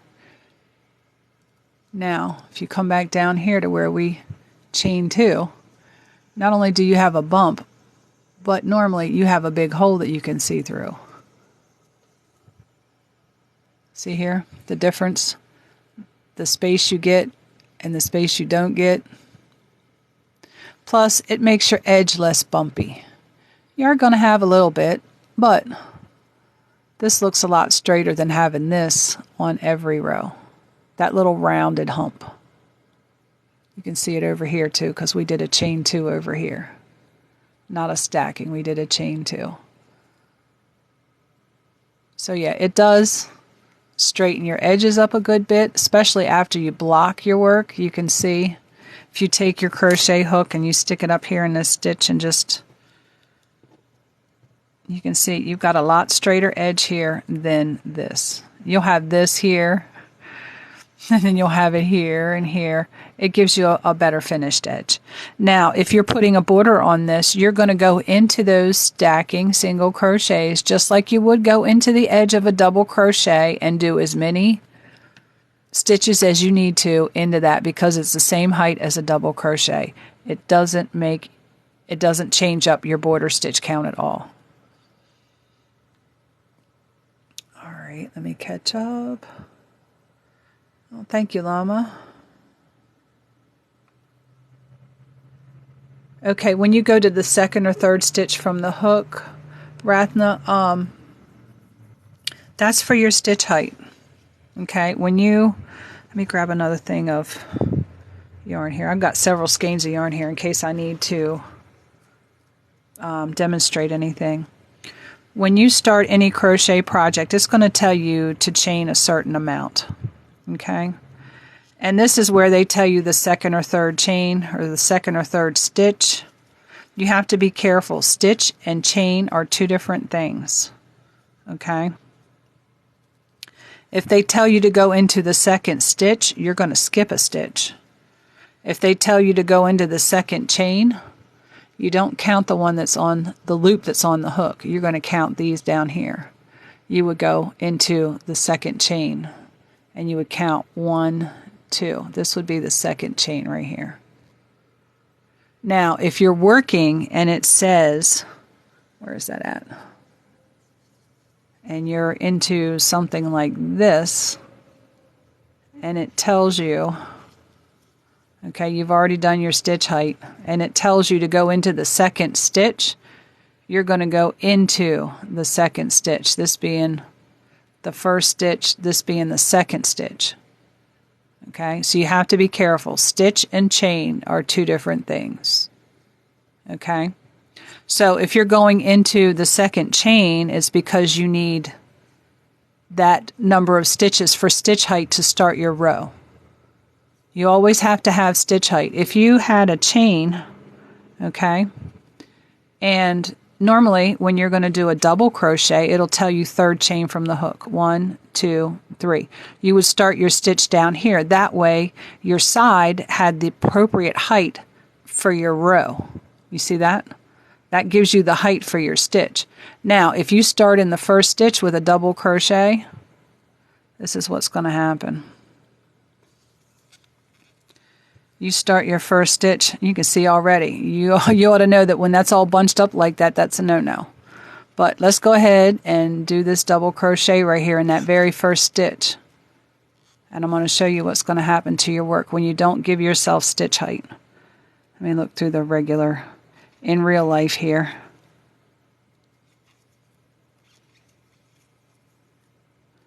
This is going to be the fourth stitch that I've done already. And I'm going to show you what happens. Let me pull this out. Okay, 1, 2, 3, and the fourth stitch has rolled up onto my row. You can see my crochet hook is going into that pocket.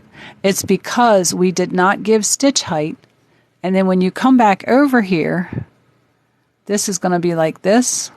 And then all your other rows that you put on top of this, because you didn't give proper stitch height for your row in the beginning, are going to be rounded.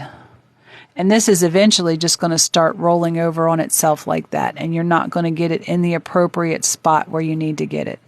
So whenever you start a row in crochet, you're always going to have to skip a couple of stitches that it tells you to give appropriate stitch height.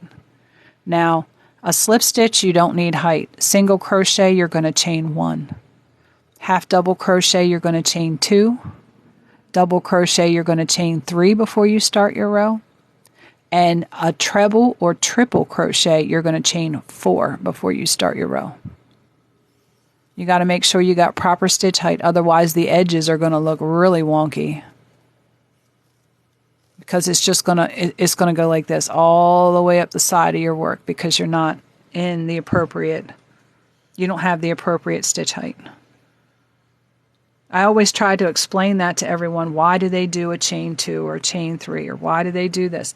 So that you understand why they do it, and it helps you to develop your own patterns and stuff if you understand why crochet is done the way it's done. Did that help? I hope.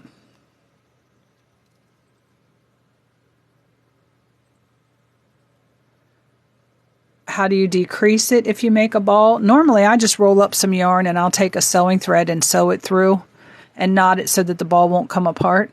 But if you're doing a ball, you start out with a magic circle, and we have 9 minutes. I might be able to show you how to make a small ball. You start out with a magic circle, and you put 6 single crochets into that circle. You attach it back to the first chain 1 for your single crochet, because you chain 1 and then do 6. And then you're going to chain 1 and go around. You're going to put 2 single crochets in each spot, and you're going to make a ball. Let me just show you here real quick. I got another thing over here. One more color. To make a magic circle or magic ring, you do almost like a slip stitch, like I perform a slip stitch, but you do one extra step. Here's where I will drop everything for the slip stitch and tighten it up. For magic ring, I come over here and I grab my yarn and I pull it through that loop. Then I drop everything. There's my magic ring to work in. Okay. Then I chain 1. And if you want to make a ball to stuff, you might want to actually take a knee-high nylon and stuff it with stuffing, seal it up, and then put it in here, because they will shred this up. But I do 6 single crochets in the circle,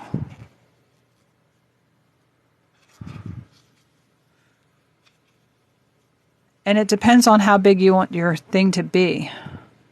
1, 2, 3, 4, 5. I need one more, I think. 2, 3, 4, 5. Yeah, one more. 6.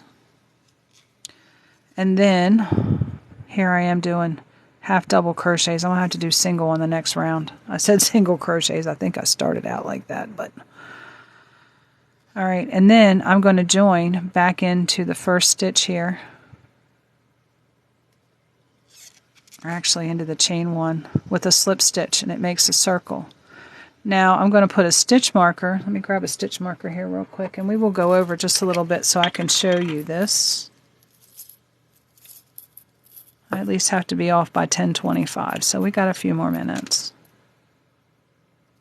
Get me my crochet stitch marker that I like to use when I do this without dropping half of them on the floor, which is about what I'm getting ready to do. My finger dexterity for certain things has not been fabulous today. All right. I use one of these stitch markers because it's easy to slide in and out, because you're going to be sliding it in and out a lot. I put that into the last stitch, not the loop on my hook, but the last stitch.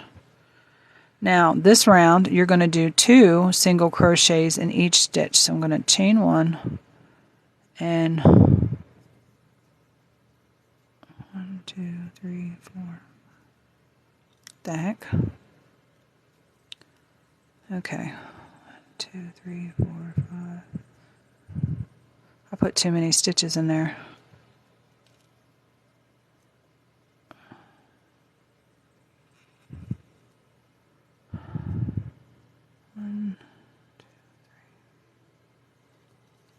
I normally start with 6 stitches. Let me see here.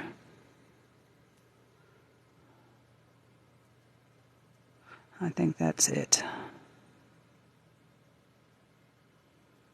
Yep. Slip stitch.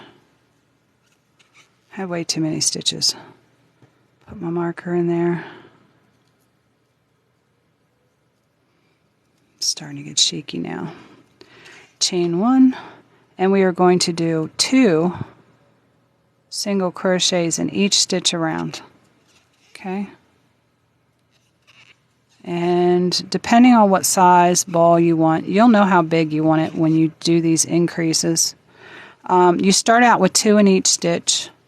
Then the next round, if you want to write this down, for your increases, you're going to do 1 single crochet in the first stitch, and then 2 single crochets in the next stitch, and you're going to repeat that around. So you'll go from 6 stitches to 12 stitches to 18 stitches to 24 stitches. You're increasing 6 stitches every round. And trying to make sure I get 2 stitches in each one. I will be ever so glad when my glasses come in. I got new glasses and I'm waiting for my lenses to be put in. Now I'm going to put my stitch marker back in so I know where the end of my row is. Now, if you want a seamless ball, you can just keep going around. You don't have to slip stitch and join. You can just keep going around, but you need to stop at your stitch marker. Okay, because you'll put multiple rounds without, Now the next round, again, it's going to be, I'm going to go ahead and slip stitch to join here. And since that's the way I started, and we're going to do 1 single crochet and then 2 single crochets in the next stitch. 1 in one stitch and 2 in the next stitch. And you can see that this is making it rounder. Now the next row, if you want to keep increasing, you'll go 1 single crochet, 1 single crochet, and then 2 single crochets. So each row you will, and this is probably not going to be right because I'm talking and not paying attention to my count. That's a bad thing. Stitch count. I've had plenty of people come and say, what's the easiest way to keep stitch count? Don't crochet when anybody else is around. That's the only way. Okay, we had it right. So I got 1 here and then 2 in the next one. each round of increases, okay? And you're not going to work a flat round because you want to increase this, okay?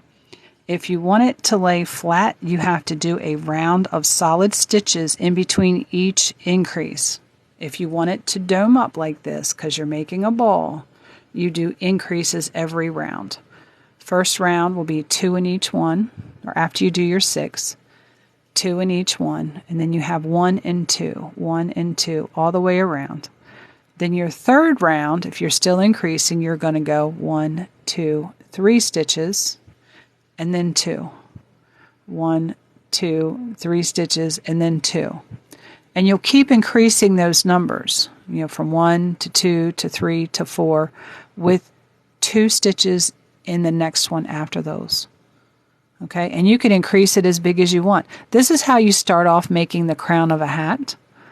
But with the crown of a hat, if you don't want it to dome up like this, you're going to do 1 row of solid stitching in between every 1 or 2 rows, I think. I'd have to look it up, but yeah. If you want it to cup up, you do increases every row. If you want it to lay flat, it's increases every other row, with a row of just however many stitches around in between.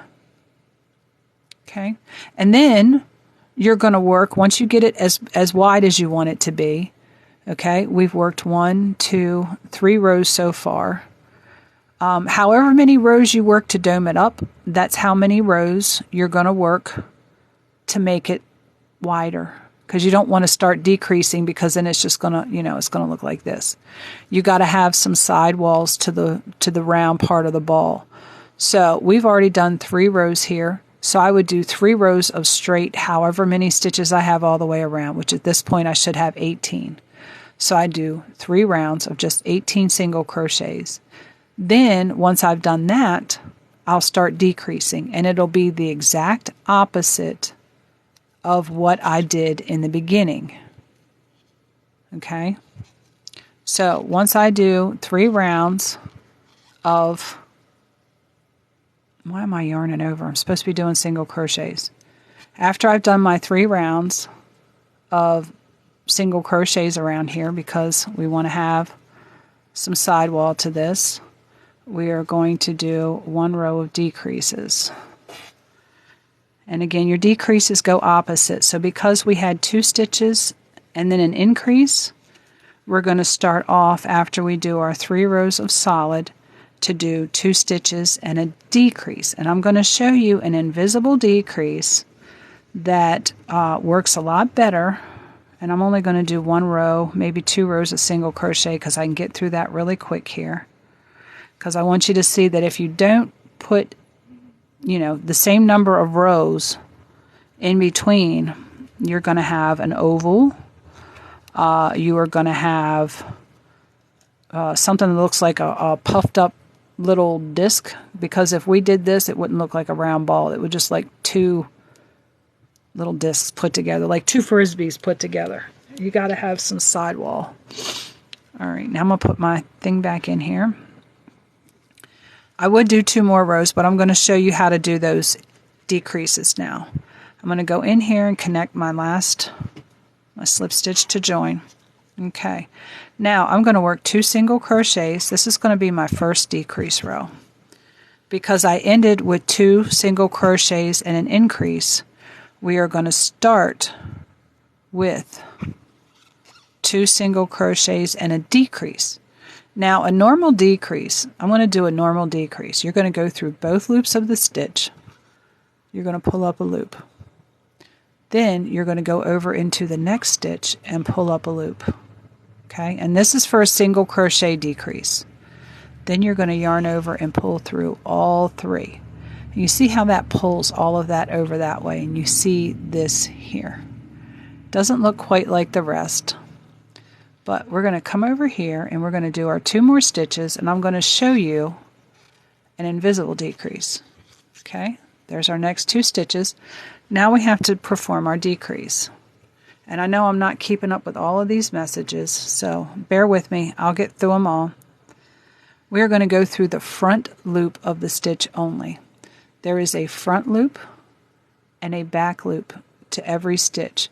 So for the invisible decrease, we are going to go through the front loop only. See, I'm only grabbing the front loop of that stitch, just the front one. And I'm going to pull a loop through. Then I'm going to go to the next stitch, grab just the front loop, pull it through, okay, and then do my decrease. Do 2 more just to move this over this way a little bit, and I'll see if I can't compare the 2 of them for you. Okay, here we should have had another decrease. I'm not going to worry about it because I'm going to end up pulling this out anyway. Once you've done 1 or 2 rows of decreasing, you want to start stuffing, because as the hole gets smaller, it gets harder to stuff. Now, here is where we started.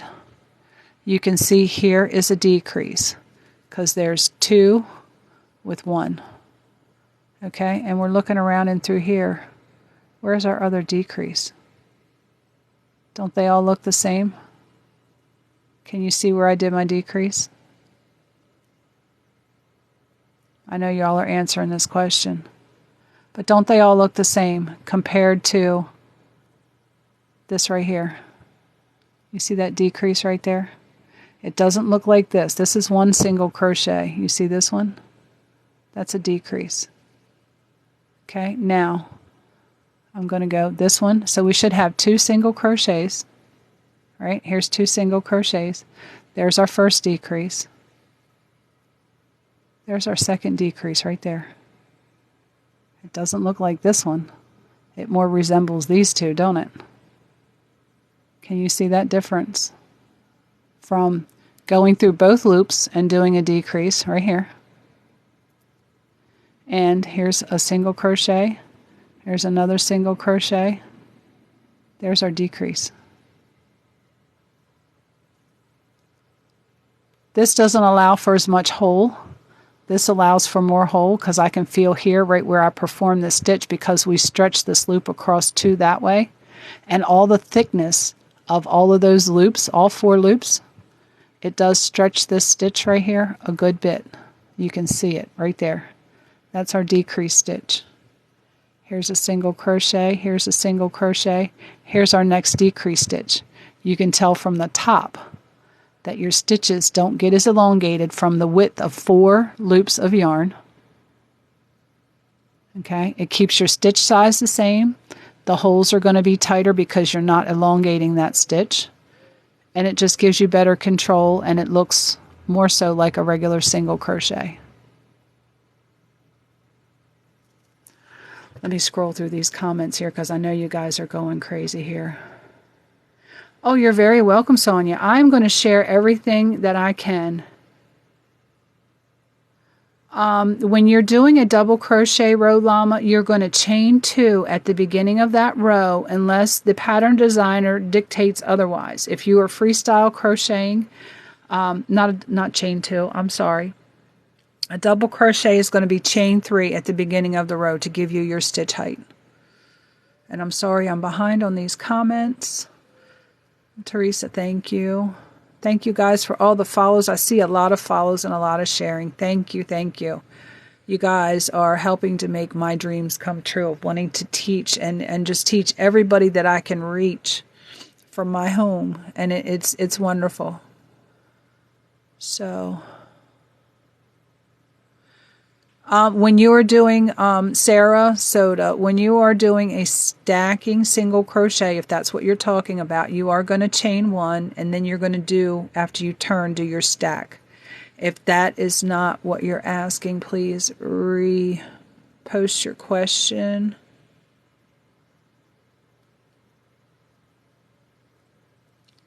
Yes, thank you, Angela.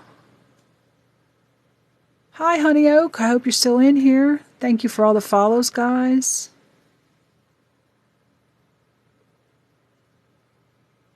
Yeah, I like to teach everything. I like to teach why. I like to teach how, and I like to make sure that you guys understand. If not, I will reword it, because normally it's just the words that you use when you are teaching that a person will grasp onto a certain word and they'll just get it. It'll just click.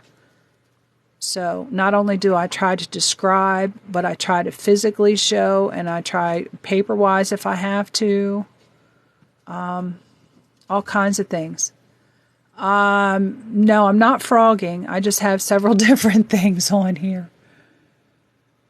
Yes, Llama, that is exactly how your increases will go. If you start off with 6 stitches and you double it, and then you do the 1 stitch and then the increase, and then the next row for 24 would be 2 stitches and an increase.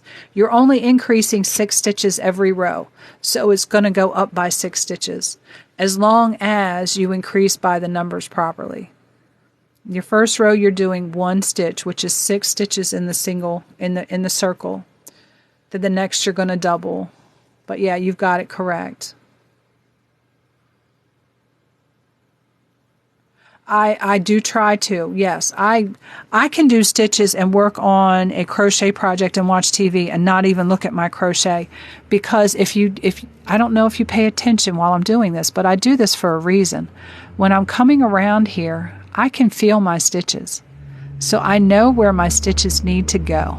If you take your 2 fingers and just feel along that line, these 2 stitches here, these 2 pieces of string will sit on top of my fingers, and I will feel that hole. And I can do that, and I can watch TV, and I can crochet a mile a minute. So, yes, my stitch marker I got, it was in a batch of other things, but I like this because for crocheting and making amigurumi and stuff, where you have to move this in and out at the beginning and ending of a row, it's nice, but it has its faults. Because as you're working around, it can get pushed out. And several times I have pushed it out. So that's the only downfall. So I try to make sure, especially when I get up to the bigger rounds, that I have it looped in like this so it won't fall out. It takes a lot more to push it out this way. But you see, grabbing, going around, working around and around, your hands are hitting it, and it's spinning around. So that's the only downfall, but they're really nice for in and out. They sure are. Oh, so many comments. Thank you, Melanie and Debbie.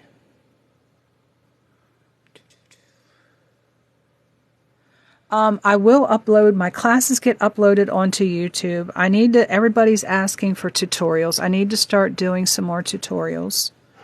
I don't so much like putting a video out there. I would really rather show it to you. That way, if you have questions, it's not like you can rewind the video and watch it again, because the question is still there. It's not getting answered.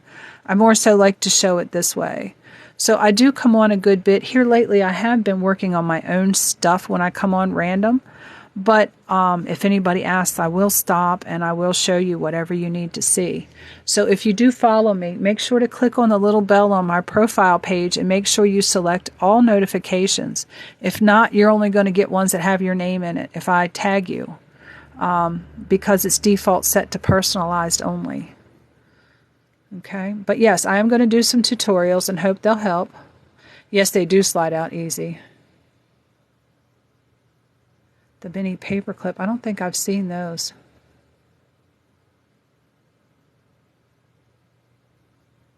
Yes, I do. I don't save all of my lives, no.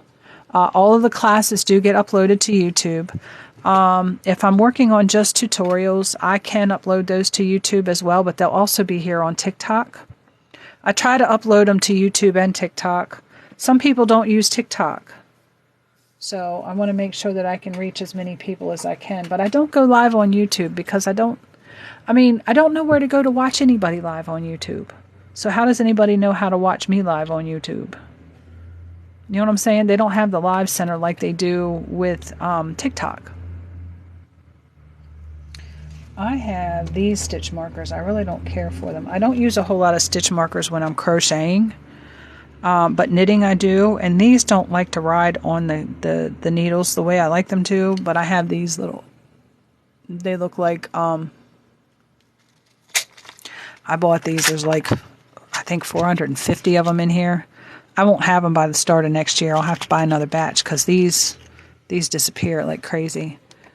But they look like I don't know, they look like French hoops, but they look like safety pins. But they don't, I mean, they'll ride on the knitting needles.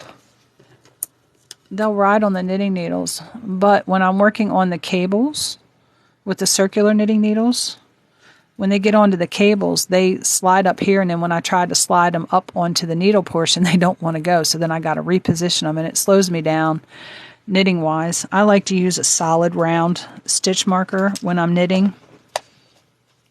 So I have some of those too, but I don't know where I put them. I haven't got my room back into full organization yet since I've moved everything, so everything's a blur. Plastic and bright colors.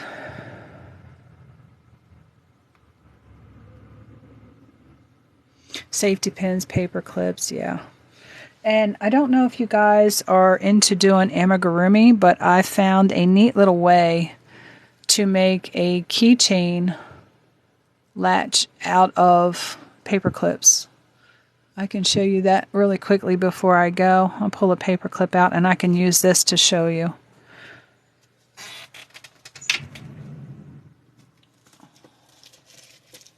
I'm going to check and see. Yeah, I got my tools over here. This will be the last thing I show for the day. So about 15 minutes until the hubby calls. Put that back over here. Where did the seagrass go? The label for the seagrass. It'll end up in the trash. I use little jewelry pliers. That way I don't hurt my hands. I have a nice, neat little set here that my mother passed along to me, and I have like this, and this one, several different ones that I bought along the way because I lost one and I can't find one.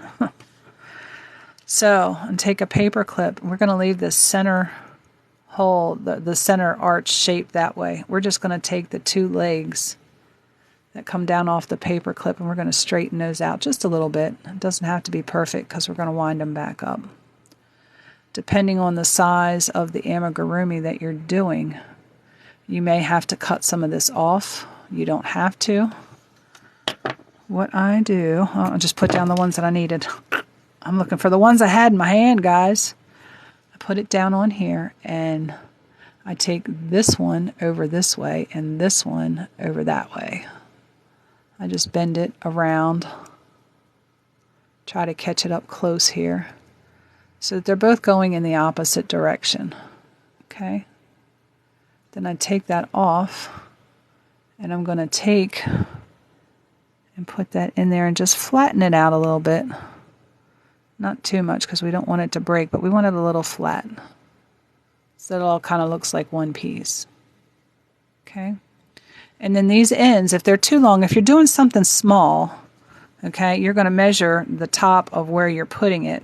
You don't want these to be sticking way out past here, so you are going to clip these down a little bit, or you can shape them like that and then round these off so they don't poke anybody.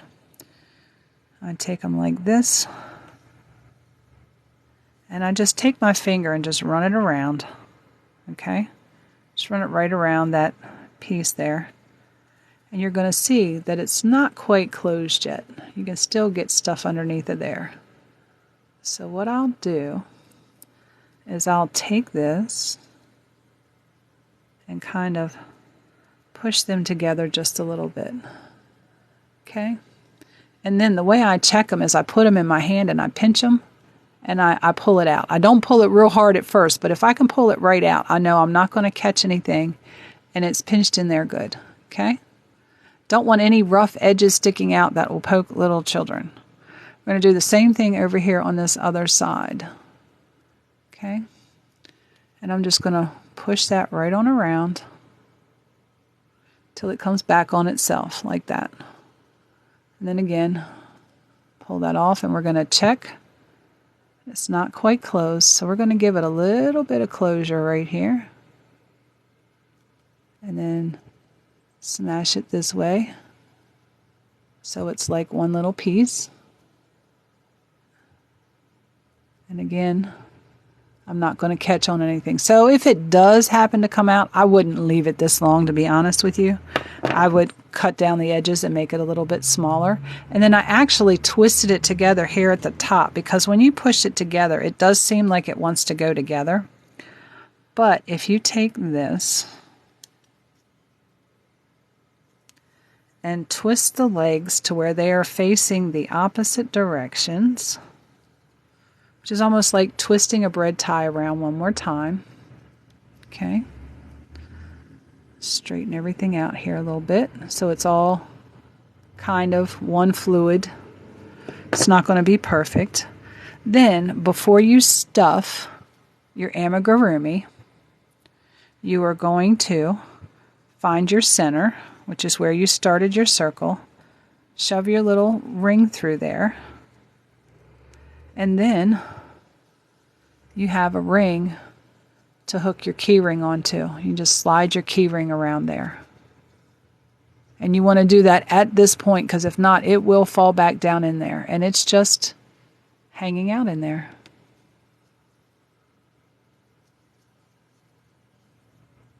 I probably would take the extra and take a little piece of masking tape and put on the ends of these. If you wanted to wrap a little around, you could wrap a little around just to be extra peace of mind. But I actually did that with one of the whales that we did. Even though I missed it in class, I was able to shove it in there after the fact. And there it is, onto your amigurumi. And I got a little piece coming through. I made it a little too small. But yeah, it's trial and error. Trial and error. Again, a little bit of stuffing on those circles and a little piece of masking tape, and you're good to go. Oh, thank you for the follow, Rebecca. Yeah, it is safer for children. Yep. Yep, so you can add keychains. You can do smaller amies. If you like making tassels, you can make tassels, and you wouldn't do it this same way. You would do it a little different for the tassels to put a key ring on them. So, but I'm going to go ahead and end for today. I hope that everything was informative and helpful. And hopefully you'll come back and join me again. I'm here every Tuesday morning from 8 a.m. to 10 a.m. This one doesn't go in this set.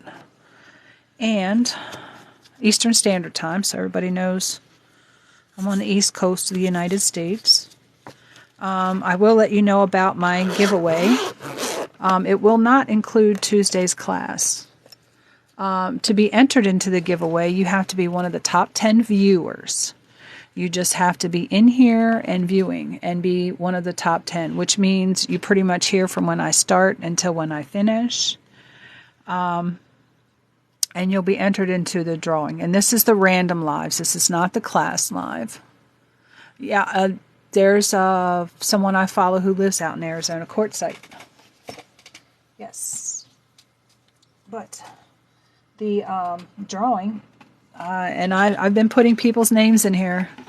Every one of my random lives, the top 10, their names get put on a card and get put in here. If you are among the top 10 every single one, you get your name put in there every single time. So you get chances to be in there more than just one time. And the winner will have a choice between knit or crochet. And I'm not going to tell you what it is. It will be a surprise. I don't know what's moving around over here. I need to take that trash out. But we are going to go ahead and end for today. I want to thank everyone for joining me. And may all your stitch counts match. You're welcome, Llama. And happy crafting.